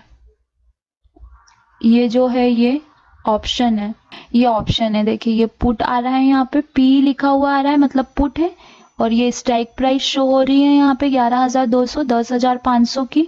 ये एक्सपायरी बता रहा है 13 अगस्त की और 27 अगस्त की, बिकॉज हमने पढ़ा था कि जो इंडेक्स होते हैं, है ना, उनकी वीकली एक्सपायरी होती है। एवरी वीक के थर्सडे को उनकी एक्सपायरी होती है। और जो स्टॉक होते हैं ओनली ऑप्शन में। ठीक है, और जो स्टॉक ऑप्शंस होते हैं या फिर इंडेक्स एंड स्टॉक फ्यूचर और स्टॉक ऑप्शन, इनकी मंथली एक्सपायरी होती है, मतलब एवरी मंथ के लास्ट थर्सडे को ये एक्सपायर होते हैं। ठीक है, तो ये जो 27 अगस्त दिख रहा है ये आपको ये मंथली एक्सपायरी दिख रही है क्योंकि ये बैंक निफ्टी और निफ्टी का फ्यूचर है। ये फ्यूचर है, यहाँ पे देखिए ये जो आपको इंस्ट्रूमेंट टाइप आ रहा है ये क्या आ रहा है, FUTINDX, मतलब ये डिनोट होता है फ्यूचर इंडेक्स। इक्विटी दिख रहा है मतलब ये कैश प्राइस है। वोल्टास का जो शेयर है वो कैश में स्पॉट पे कितना चल रहा है, 608 रुपए का चल रहा है। OPTIDX मतलब कि ऑप्शन इंडेक्स, तो ये ऑप्शन इंडेक्स का इंस्ट्रूमेंट है। तो ये जो आपको फर्स्ट जो रो दिख रही है, ये इंस्ट्रूमेंट बता रहा है कि ये कौन से सेगमेंट में सिक्योरिटी जो है वो ट्रेड कर रही है। तो ये फ्यूचर इंडेक्स ट्रेड कर रही है। इसमें मेरे पास टर्मिनल पे अभी इस फ्यूचर स्टॉक का नहीं लगा हुआ है, अदरवाइज फ्यूचर स्टॉक के लिए FUTSTK आता है, और अगर ऑप्शन होता है तो OPTSTK इस तरीके से डिनोट होता है यहाँ पे इंस्ट्रूमेंट। ठीक है, तो ये इंस्ट्रूमेंट है, ये सिंबल है, जो उसका सिंबल स्क्रिप्ट का रहेगा वो। यहाँ पे ये एक्सपायरी डेट, अब इक्विटी में कोई एक्सपायरी डेट नहीं होती है इसलिए ब्लैंक है। फ्यूचर एंड ऑप्शन में एक्सपायरी डेट होती है, इसलिए यहाँ पे आपको एक्सपायरी डेट शो हो रही है। देन ये ऑप्शन टाइप शो हो रहा है, ये देखिए PE है, मतलब पुट ऑप्शन है ये। अगर यहाँ पे CE लिखा हुआ होता तो दैट मीन्स वो कॉल ऑप्शन होता। ठीक है, और ये जो है ये स्ट्राइक प्राइस है निफ्टी का, 11,200 का पुट लगा हुआ है और 10,500 का पुट लगा हुआ है, और ये जो प्राइसिंग शो हो रहा है ये प्रीमियम्स है। ठीक है, ये प्रीमियम है। ओके, एंड ये क्या है, LTP। मैंने आपको लास्ट में बताया था, LTP मतलब लास्ट ट्रेडेड प्राइस, मतलब लास्ट जिस भी प्राइस पे ट्रेड हुआ है वो यहाँ पे रिफ्लेक्ट होता है। ठीक है, तो ये लास्ट ट्रेडेड प्राइस है। ये वॉल्यूम है कि आज दिन भर में उस पर कितनी क्वांटिटी या कितने कॉन्ट्रैक्ट पे ट्रेड हुआ है। ये परसेंटेज चेंज है कि कितना परसेंट, जैसे कैडिला हेल्थ केयर है। ठीक है, ये मतलब ये आज दिन भर में 2.5% टूटा है, 2.6% ब्रेक हुआ है।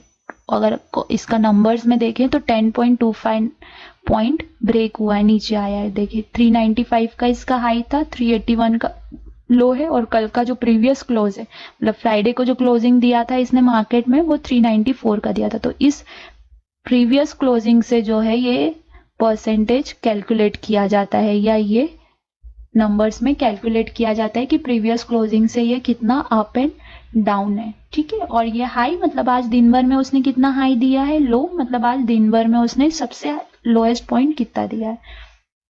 देन ओपन इंटरेस्ट, तो ओपन इंटरेस्ट देखिए मैंने बताया था कि सिर्फ कॉन्ट्रैक्ट का होता है। ओपन इंटरेस्ट हमने आई थिंक फ्यूचर में पढ़ा था।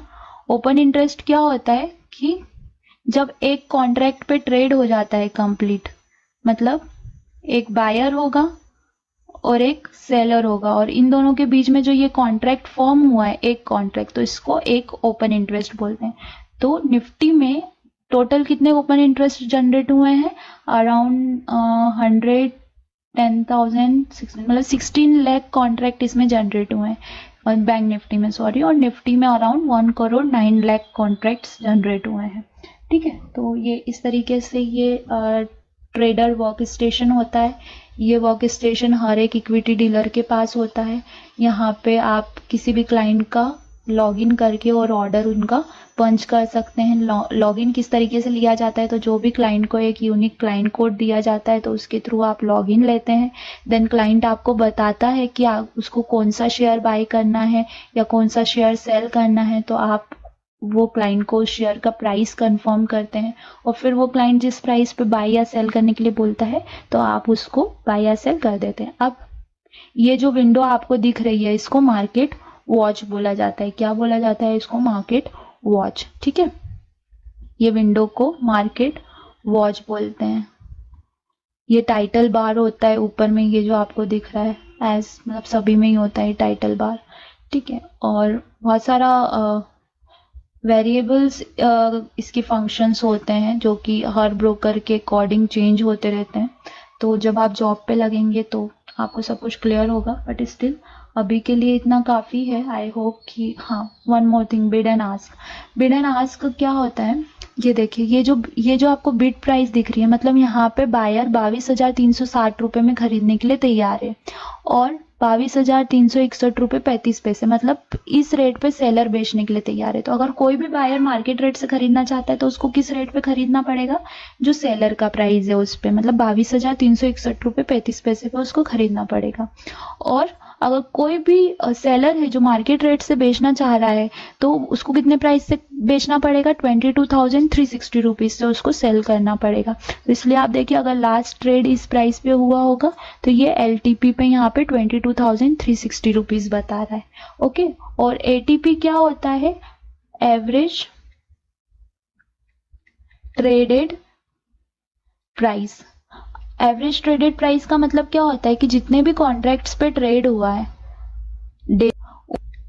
उन सब का वो एवरेज होता है। एवरेज मतलब जो भी प्राइस जिस प्राइस पे हुआ होगा, है ना, प्राइस 1, प्राइस 2 और होल अपॉन में नंबर ऑफ ट्रेड्स। तो ये जो एवरेज प्राइस निकल के आता है इसको एवरेज ट्रेडेड प्राइस बोला जाता है। ठीक है, तो आई होप कि आपको बिड एंड आस्क समझ में आ गया होगा। बिड मतलब बेस्ट सेलर प्राइस, क्योंकि उस पे इसी प्राइस पे सेलर को बेचना पड़ेगा, और आस्क मतलब बेस्ट बायर प्राइस, मतलब इस प्राइस पे बायर खरीद सकता है।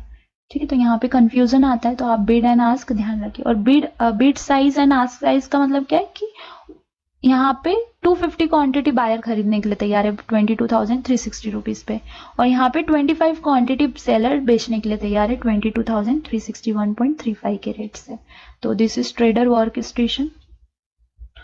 Then placing order on the trading system. अब जब आप ऑर्डर पंच करते हैं क्लाइंट का, ठीक है, तो आपको क्या क्या चीजों का ध्यान रखना है ऑर्डर पंचिंग के टाइम पे फ्यूचर और ऑप्शन मार्केट में। तो सबसे फर्स्ट तो आपको जो क्लाइंट है उससे उसका क्लाइंट का यूनिक आइडेंटिफिकेशन नंबर लेना है, यूनिक आईडी उससे लेना है।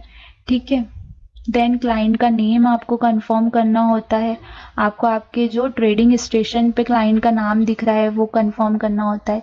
देन क्लाइंट का मोबाइल नंबर आपको कंफर्म करना होता है, बिकॉज अब सब ऑनलाइन है सिस्टम, तो आप ऑनलाइन ऑर्डर पंच करते हैं, तो जो क्लाइंट ने मोबाइल नंबर रजिस्टर किया है तो क्या उसी से ही उसका कॉल आया है वो आपको चेक करना पड़ता है। देन क्लाइंट से आपको स्क्रिप्ट पूछनी पड़ती है, स्क्रिप्ट मतलब कि शेयर का नाम पूछना पड़ता है, स्टॉक नेम पूछना पड़ता है। ओके, देन क्लाइंट बाय करना चाह रहा है या फिर सेल करना चाह रहा है ये कंफर्म करना पड़ता है।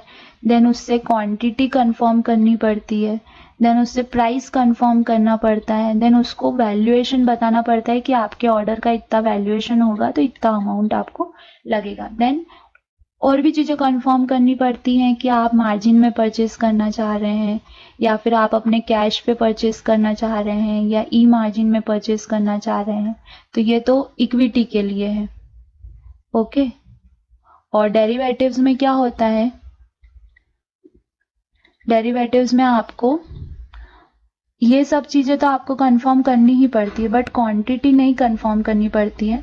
यहाँ पे आपको मार्केट लॉट कंफर्म करना पड़ता है कि कितने लॉट आपको खरीदना है सर ये बताइए। देन आपको एक्सपायरी कंफर्म करनी पड़ती है कि किस एक्सपायरी का आपको ट्रेड करना है। अगर आप ऑप्शन में ट्रेड करवा रहे हैं क्लाइंट को तो आपको उससे पूछना पड़ता है कि कॉल बाय करना है कि पुट बाय करना है, स्ट्राइक प्राइस कंफर्म करनी पड़ती है। ठीक है, तो ये सब चीजें आपको ऑर्डर पंचिंग के टाइम पे ध्यान रखना पड़ता है, और प्राइस तो यहाँ पे भी आपको कंफर्म करना पड़ता है कि कितने प्राइस पे बाय या सेल कर रहे हैं। और डेरिवेटिव्स में मार्जिन पे ट्रेड होता है। ओके, हमने पढ़ा था कि इनिशियल मार्जिन लगता है, राइट, तो वो भी आपको क्लाइंट अगर पूछता है तो आप बता सकते हैं, वहां पे सिस्टम रहता है चेक करने का कि सर इतना मार्जिन आज इसे सिक्योरिटी में लग रहा है, तो ये सब आपको ध्यान रखना पड़ता है ऑर्डर पंच करते टाइम सिस्टम में। ठीक है, और आपको ऑर्डर पंचिंग के टाइम पे वैसे तो नॉर्मली जो इक्विटी डीलर्स होते हैं तो डिपार्टमेंट्स अलग अलग रहते हैं। प्रो क्लाइंट्स के लिए अलग डिपार्टमेंट रहता है और नॉर्मल क्लाइंट्स के लिए, मतलब जो HNI क्लाइंट्स रहते हैं उनके लिए अलग रहता है, या फिर ट्रेडिंग मेंबर्स जो रहते हैं उनके लिए अलग रहता है, और क्लाइंट्स के लिए अलग डिपार्टमेंट रहता है। तो वो यहाँ पे वो कंफर्म तो नहीं करना पड़ता है, बट स्टिल यहाँ पे लिखा हुआ है कि आपको आइडेंटिफाई करना पड़ता है कि प्रोप्राइटरी ऑर्डर है या फिर क्लाइंट ऑर्डर है। तो बेसिकली तो हायरार्की अब मैंने बताया बहुत बड़ा, बहुत वास्ट हो चुका है ब्रोकिंग सिस्टम, तो एक ही बंदे को सब चीज़ें नहीं दे दी जाती हैं। क्लाइंट्स के लिए अलग डिपार्टमेंट रहता है एंड प्रोप्राइटरी क्लाइंट्स के लिए अलग डिपार्टमेंट रहता है। ओके, देन टाइप्स क्या क्या होते हैं तो वो ऑलरेडी हम वर्क स्टेशन जब समझ रहे थे तो मैंने आपको बताया था, इंडेक्स बेस्ड फ्यूचर है ना, और मतलब इंस्ट्रूमेंट्स मैंने आपको बताया था। तो अगर आपको FUTIDX दिखता है मतलब ये इंडेक्स फ्यूचर है ना, निफ्टी, और यहाँ पे निफ्टी और बैंक निफ्टी के लिए, और एक और निफ्टी IT में भी ट्रेड होता है, तो उसके लिए आपको ये इंस्ट्रूमेंट दिखेगा। अगर कोई स्टॉक है तो आपको FUTSTK दिखता है, जैसे SBI है, रिलायंस है, देन HUL है, आइशर मोटर है। तो इन सब के लिए जो इंस्ट्रूमेंट आपको शो होगा वो FUTSTK शो होगा। देन ऑप्शन के लिए तो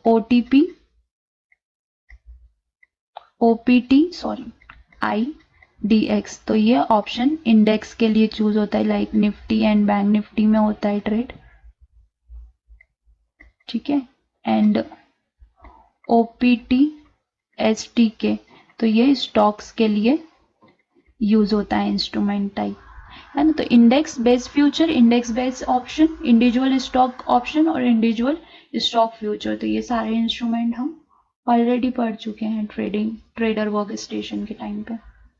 then next is selection criteria of index for trading. तो ये इंस्ट्रूमेंट टाइप ही यहाँ पे बताया है, ठीक है। जैसे कि अंडरलाइंग है तो इंडिविजुअल सिक्योरिटीज, मतलब फॉर सपोज अगर हम SBI का एग्जांपल लेते हैं तो SBI का प्राइस चल रहा होगा, है ना। SBI का जो मैंने आपको बताया था इंस्ट्रूमेंट में, वहां पे इक्विटी लिखा रहेगा एंड SBI का कुछ बिड और आस्क यहाँ पे शो होगी एंड कुछ LTP वहां पे शो हो जाएगी, ठीक है। और अगर हम SBI का ही फ्यूचर लेंगे तो इंस्ट्रूमेंट में क्या होगा, FUTSTK लिखा हुआ होगा, SBI लिखा होगा, एक्सपायरी लिखी हुई होगी वहां पर, राइट। और यहाँ पे उसकी कुछ ना कुछ बिड डिफरेंट चल रही होगी, आस्क डिफरेंट चल रही होगी और LTP डिफरेंट चल रही होगी, बट सिमिलर ही होगी। फॉर सपोज ये 200.05 है और 200 है, तो ये अराउंड 201, 201.05 और ये 201 के अराउंड चल रहा होगा, ठीक है। सो ये हो गया। देन प्राइस सेटअप, जो टिक साइज मैंने आपको बताया था कि 5 पैसे का, मतलब बायर और सेलर बिड में जो मिनिमम डिफरेंस होता है वो 5 पैसे का होता है, इसको क्या बोला जाता है, टिक साइज बोला जाता है, ठीक है। देन एक्सपायरेशन कब होती है, तो लास्ट थर्सडे को होती है, भी हम लोग ऑलरेडी पढ़ चुके हैं, है ना। देन सेटलमेंट बेसिस कैसा होता है, तो मार्क टू मार्केट पे होता है, ये हमको पढ़ना चाहिए T+1 डे में, ओके। सो सेटलमेंट कैसे होता है, सेटलमेंट मतलब क्या होता है कि आपने कोई भी शेयर बाय किया, आपने उसको होल्ड करके रखा, 3 दिन आपने होल्ड करा, चौथे दिन आपने बेच दिया, तो आपका जो पैसा है, आपने अगर प्रॉफिट कमाया, फॉर सपोज आपने फ्यूचर में SBI बाय किया, ठीक है, 200 के रेट से आपने बाय किया SBI, ओके। इसके लिए आपने 1 लाख रुपीज का मार्जिन पे किया था, है ना, ये मार्जिन आपने पे किया। अब क्या होता है, आप 10 अगस्त को 200 रुपीज में SBI बाय करते हो, 11 अगस्त के दिन 10 अगस्त के दिन ये क्लोजिंग देता है 199 पे, आपके पास में 3000 क्वांटिटी SBI की है, ठीक है। अब ये क्लोजिंग देता है 199 पे, मतलब -1 रुपीज का ये क्लोजिंग दिया इसने, तो यहाँ पे अगर हम -1 के अकॉर्डिंग देखें तो 3000 रुपए का आपको क्या हो गया, माइनस हो गया, है, नुकसान हो गया आपको उस डे में। आपने बेची नहीं है पोजीशन, आप 11 अगस्त को इसको कैरी करके गए, बट यहाँ पे आपका 1 लाख रुपीज तो आपने इनिशियल मार्जिन पे किया है, इसके साथ में आपको मार्क टू मार्केट भी पे करना होता है, MTM बोला जाता है इसको, फुल फॉर्म है इसका मार्क टू मार्केट, ठीक है। ये मार्क टू मार्केट क्या होता है, जो भी उस पर्टिकुलर डे में क्लोजिंग देगा स्टॉक, अगर वो माइनस में क्लोज देता है तो आपको माइनस अमाउंट देना है, अगर प्लस में देता है तो आपके ट्रेडिंग अकाउंट में वो क्रेडिट हो जाएगा पैसा, ठीक है। तो अगर ये 3000 रुपए आपका नीचे क्लोज हुआ है तो 3000 रुपए आपके अकाउंट से क्या हो जाएंगे, डेबिट हो जाएंगे, मतलब जो टोटल आपके अकाउंट से मार्जिन होल्ड होगी वो 1,03,000 रुपए की रहेगी, ठीक है। अब 11 अगस्त के दिन क्या होता है कि SBI बढ़कर और 201 रुपए पे चला जाता है। अब जो प्रीवियस क्लोजिंग था इसका वो 199 रुपीज का था और यहाँ पे 2 रुपए प्लस में ये क्लोजिंग देता है, तो 11 अगस्त को क्या हुआ, आपके पास 3000 क्वांटिटी थी, राइट, और 2 रुपए ये प्लस में इसने क्लोज दिया, तो मतलब 6000 रुपए प्लस में। तो अब जो आपका, सॉरी हाँ यहाँ पे मैंने मिस्टेक करा, 3000 रुपए माइनस हो जाएंगे तो 97,000 रुपीज बचेगा आपका ये इनिशियल मार्जिन में से, ठीक है। अब ये जो 97,000 रुपीज है, तो अब यहाँ पे क्या होगा आपका मार्क टू मार्केट, सॉरी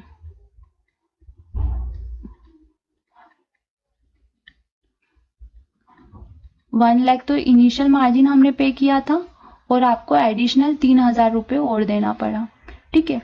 अब एडिशनल 3,000 रुपये और देना पड़ा।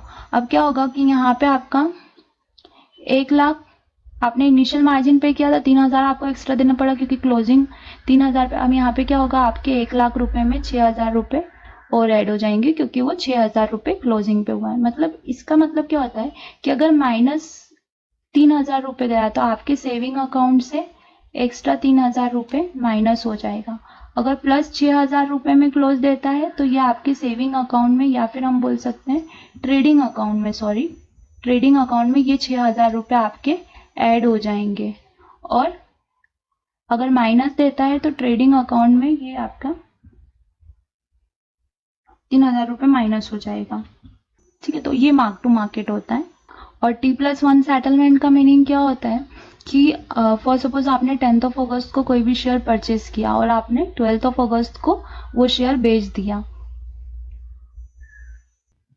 सो T+1 सेटलमेंट का मतलब क्या होता है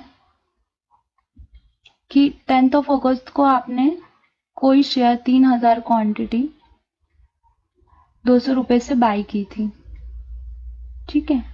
और 12 अगस्त को ये 3,000 क्वांटिटी आपने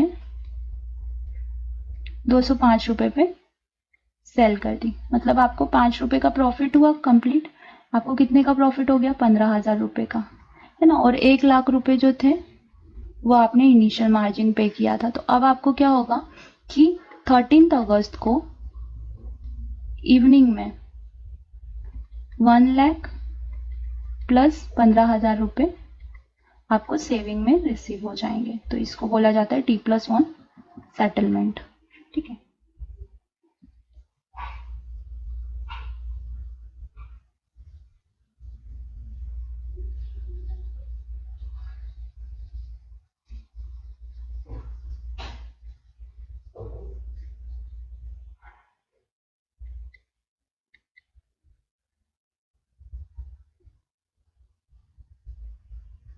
Okay, then selection criteria of index for trading. So इसमें भी सेम है, अंडरलाइंग जो भी इंडिविजुअल सिक्योरिटीज रहेगी ये भी हमने डिस्कस किया था कि ऑप्शन टाइप वहाँ पे शो होगा, स्ट्राइक प्राइस शो होगी, कॉन्ट्रैक्ट का लॉट साइज आपको शो होगा कि कितने का कॉन्ट्रैक्ट है, टिक साइज इसका भी 5 पैसा रहता है।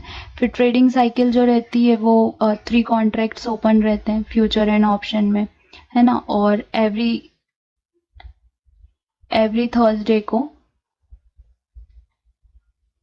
ऑप्शन स्टॉक की एक्सपायरी रहती है, सॉरी ऑप्शन इंडेक्स की एक्सपायरी रहती है। और मंथ के लास्ट थर्सडे को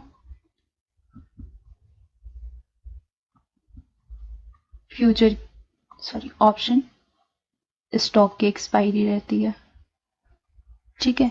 देन जो सेटलमेंट होता है तो सेटलमेंट भी इसमें कैसा रहता है, T+1 बेसिस पे रहता है। T+1 बेसिस का मीनिंग क्या होता है, सेम कि फॉर सपोज आपने 10th अगस्त को कोई ऑप्शन जो है वो बाय किया है ना। आपने अराउंड 2,000 रुपीज में बाय किया आपने और सेल कर दिया सेम डे 10th अगस्त को ही आपने सेल कर दिया है इसको 3,000 में, ठीक है। तो मतलब आपको 1,000 रुपीज का प्रॉफिट हुआ। अब ये जो प्रॉफिट है ये आपको कब क्रेडिट होगा, 11th अगस्त को इवनिंग में आपको क्रेडिट होगा। सेम डे आपको क्रेडिट नहीं होगा, एक दिन बाद क्रेडिट होता है। तो इसको बोलते हैं T+1 सेटलमेंट, ठीक है। तो T+1 सेटलमेंट होता है F&O में, फ्यूचर एंड ऑप्शन बोथ दोनों में ही T+1 सेटलमेंट होता है। और जो फाइनल सेटलमेंट प्राइस रहेगा, तो जो भी क्लोजिंग प्राइस रहता है रिवेलेंट अंडरलाइन का, उसी के अकॉर्डिंग उसका सेटलमेंट होता है। मतलब जैसे अगर फॉर सपोज एक्सपायरी हुई है जो, तो एक्सपायरी वाले दिन क्या होता है, जो भी स्पॉट प्राइस रहेगा उस पे सेटलमेंट होता है, स्पॉट प्राइस पे सेटलमेंट होता है। मतलब स्पॉट प्राइस जो रहती है वो इक्विवेलेंट फ्यूचर प्राइस के हो जाती है, इक्वल हो जाती है। तो सेटलमेंट स्पॉट प्राइस पे होता है, ओके। देन एलिजिबिलिटी क्राइटेरिया है स्टॉक्स के लिए। तो स्टॉक्स के लिए एलिजिबिलिटी क्राइटेरिया क्या है, फ्यूचर एंड ऑप्शन में अगर लिस्ट होना है किसी भी स्टॉक को तो उसके लिए एलिजिबिलिटी क्राइटेरिया ये होता है कि 500 करोड़ का उनका मार्केट कैप होना चाहिए। ठीक है, अगर 500 करोड़ का मार्केट कैप है या मार्केट वाइड पोजीशन लिमिट मतलब 500 करोड़ तक पे उसकी पोजीशन जाती है शेयर्स की, तो देन ओनली वो स्टॉक फ्यूचर में लिस्ट हो सकता है। और ये जो टॉप 500 स्टॉक्स हैं उन्हीं में से सिलेक्शन होता है फ्यूचर एंड ऑप्शन के स्टॉक लिए। अभी अराउंड आई थिंक 156 या 145 स्टॉक्स जो हैं वो F&O में लिस्ट है। ठीक है, ओनली 5,000, 6,000 या 11,000 स्टॉक्स में से सिर्फ 156 स्टॉक जो हैं वो लिस्टेड है। और एवरेज जो डेली डिलीवरी मतलब लोग जो कैश में जो परचेस करते हैं, बाय करके होल्ड करते हैं, तो वो जो एवरेज वैल्यू होना चाहिए वो 10 करोड़ रुपीस का होना चाहिए। 10 करोड़ से बिलो का नहीं होना चाहिए। और ये रोलिंग बेसिस मतलब क्या होता है, एवरी 6 मंथ की साइकिल में, प्रीवियस 6 मंथ की साइकिल में, और यहाँ पे एवरी मंथ की साइकिल में ये चेक किया जाता है। ओके, तो इस क्राइटेरिया पे स्टॉक्स को एंटर किया जाता है F&O में।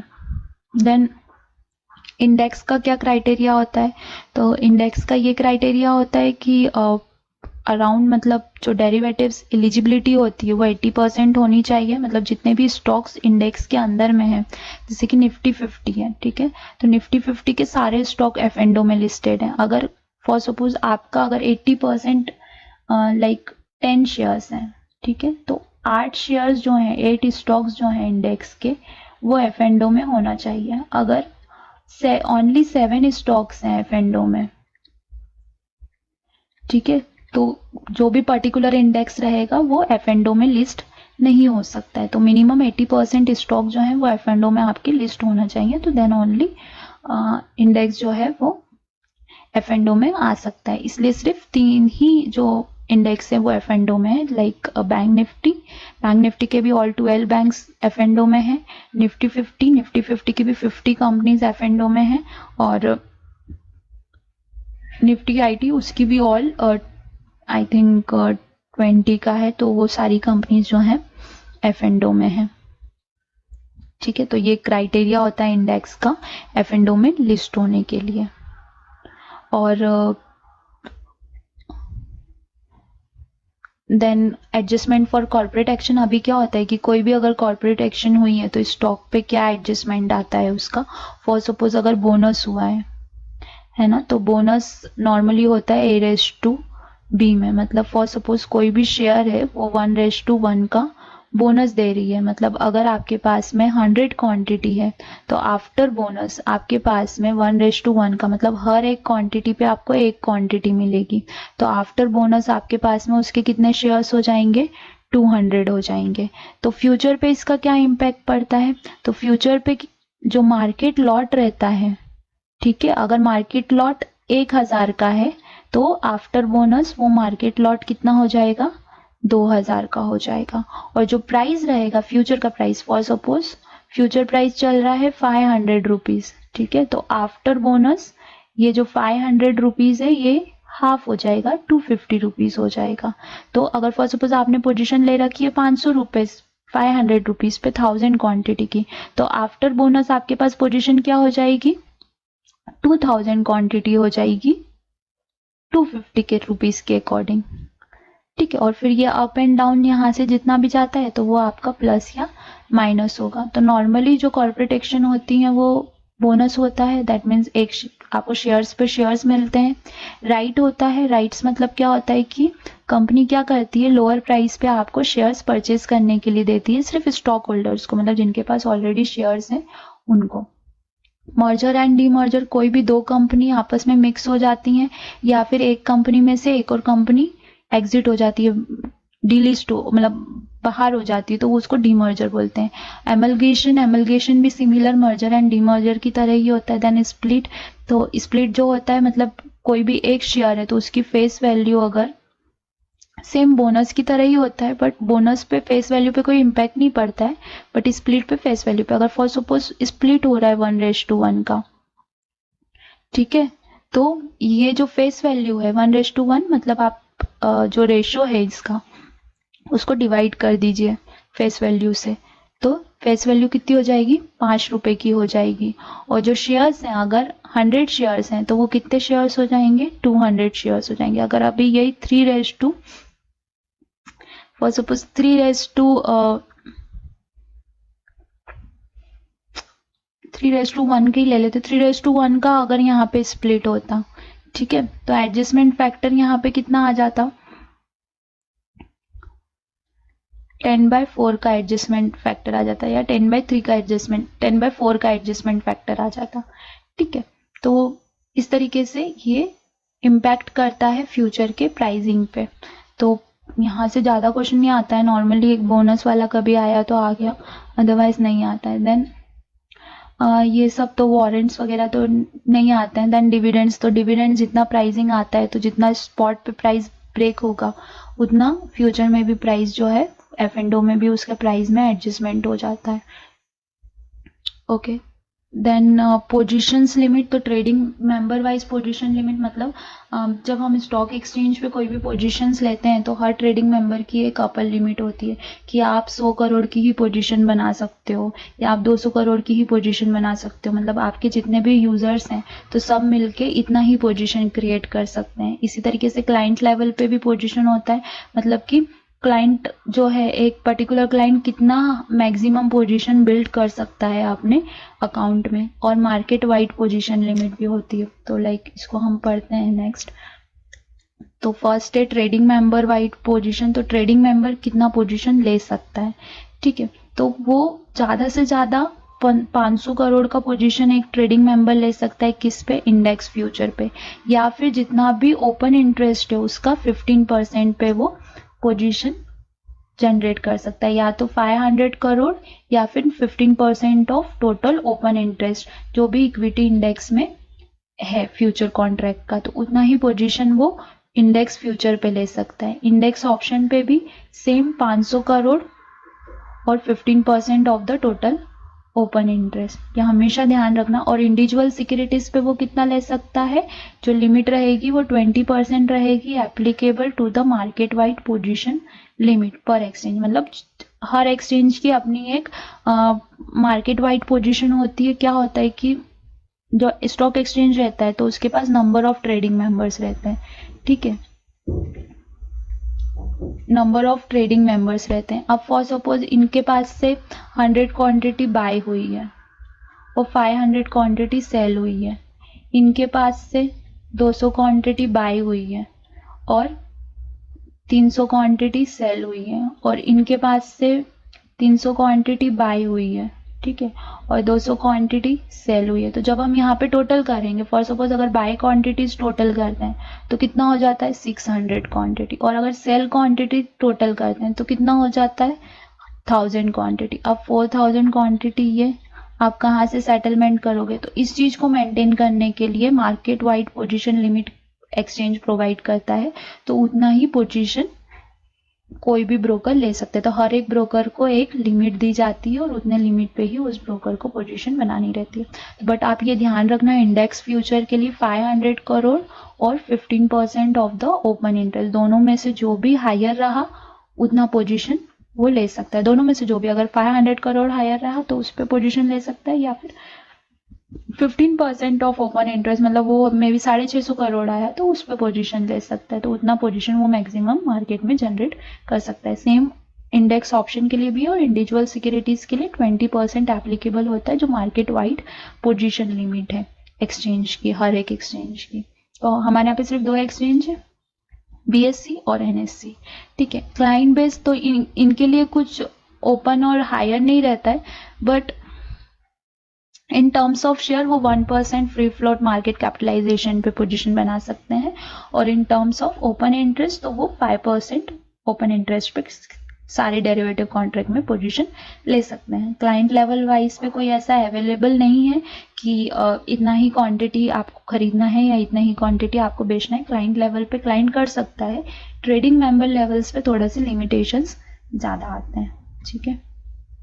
देन मार्केट वाइड पोजीशन, तो ये एक्सचेंज के लिए वैलिड करता है। तो यहाँ पे जो है 20% ऑफ फ्री फ्लोट, जो कंपनी का जो फ्री फ्लोट कैपिटलाइजेशन रहेगा तो उसके जो 20% शेयर्स रहेंगे तो उतना एक मार्केट वाइड पोजीशन बिल्डअप हो सकती है या कर सकते हैं। तो क्लियरिंग मेंबर के लिए जो है वो लास्ट ट्रेडिंग डे पे कैसे करते हैं, तो जो भी नेक्स्ट मंथ में जितना भी ट्रेडिंग जनरेट हुआ है तो इसके अकॉर्डिंग नेक्स्ट मंथ के लिए वो क्रिएट करते हैं। तो समहाउ आपने सुना होगा कि स्टॉक जो है वो बैन पीरियड में चला गया। तो बैन पीरियड का मतलब क्या होता है कि जितने भी कॉन्ट्रैक्ट अवेलेबल्स थे उन पे सब पे ट्रेड हो चुका है। तो दैट मीन्स अब कोई व्यक्ति अगर नया ट्रेड लेना चाहता है उस कॉन्ट्रैक्ट में तो नहीं ले सकता है, उसको जो ऑलरेडी उसकी पोजीशन है वो क्लियर करनी रहेगी। ठीक है, तो ये वाला जो पोर्शन है ये थोड़ा सा आपको रीड आउट करना पड़ेगा बुक में से, तो आपको क्लियर होगा, बट स्टिल मैं ट्राई करती हूँ कि आपको ये क्लियर हो जाए। नॉर्मली ट्रेडिंग मेंबर के लेवल वाला जो था 500 करोड़ और 15%, और वहीं से क्वेश्चन आता है, यहाँ से बहुत रेयर क्वेश्चन आते हैं। ठीक है, देन मार्केट से रिलेटेड हमको ट्रेंड कैसे पता लगेगा। ठीक है, तो पॉजिटिव ट्रेंड कैसे पता लगता है, जो टॉप गेनर्स हैं फ्यूचर मार्केट के, तो वो पॉजिटिव ट्रेंड बताते हैं कि आज के टॉप गेनर्स कौन कौन से हैं, मतलब सबसे ज़्यादा हाईएस्ट प्लस साइड में मूवमेंट कौन कौन से स्टॉक में दिया है। देन नेगेटिव ट्रेंड, तो जो टॉप लूजर्स होते हैं तो वो बताते हैं अगर मैक्सिमम स्टॉक टॉप लूजर में है, नेगेटिव डायरेक्शन में, तो that means market negative trend में।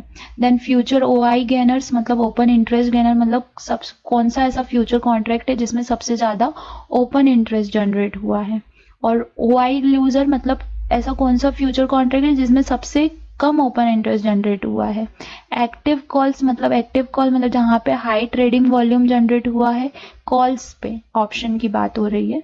और इसी तरीके से सिमिलरली एक्टिव पुट्स मतलब कहाँ पे हाई ट्रेडिंग वॉल्यूम जनरेट हुआ है पुट पे। और पुट एंड कॉल रेशो क्या होता है, जो टोटल ओपन इंटरेस्ट होता है, जैसे टोटल ओपन इंटरेस्ट जो है पुट का और टोटल ओपन इंटरेस्ट जो है कॉल्स का ऑल स्ट्राइक प्राइस के लिए, तो उसको पुट एंड कॉल रेशो बोला जाता है। अगर फॉर सपोज ये 1 है दैट मीन्स न्यूट्रल है मार्केट, है ना। अगर ये हायर देन 1 है, ठीक है, मतलब मार्केट जो है वो अप साइड मूवमेंट में है। और अगर लोअर देन 1 है that means market negative zone में है। ओके, ये पॉजिटिव जोन है। तो अप टू एक्सपायरी ये एक बोनस है अगर आप ट्रेडिंग करते हैं ऑप्शन में। तो अगर एक्सपायरी पे हायर है 1 से तो दैट मीन्स मार्केट जो है वो नेगेटिव जाने वाला है। क्यों? क्योंकि ये अपने आप को न्यूट्रल करने के लिए ट्राई करेगा। और अगर लोअर है 1 से, है ना, तो मतलब मार्केट अप साइड जाएगा, क्योंकि फिर अगेन ये 1 पे अपने आप को न्यूट्रल करने का ट्राई करता है। तो इसलिए आपने देखा होगा अगर पुट पे ओपन इंटरेस्ट ज्यादा है ना, पुट पे ओपन इंटरेस्ट ज्यादा रहेगा मतलब हायर रहेगा 1 से, तो वो एक्सपायरी के टाइम पे क्या होता है कि वो नेगेटिव आना मार्केट स्टार्ट हो जाता है। या फिर कॉल पे जब ओपन इंटरेस्ट ज्यादा होता है एक्सपायरी के टाइम पे तो वो पॉजिटिव जाना स्टार्ट कर देता है एक्सपायरी के टाइम पे। But month in between month वो किधर भी मूव कर सकता है क्योंकि वहां पे ओपन रहता है, आप कितने भी कॉन्ट्रैक्ट्स वहां पे ओपन कर सकते हो। But at the time of expiry आपको पोजीशन अपनी एक्सरसाइज करनी ही पड़ती है, एग्जिट करनी ही पड़ती है, चाहे आप बायर हो या सेलर हो मार्केट में, राइट। तो ये पुट एंड कॉल था। ओके, सो ये चैप्टर यहीं पे फिनिश होता है। आई होप आपको ये वीडियो अच्छा लगा होगा।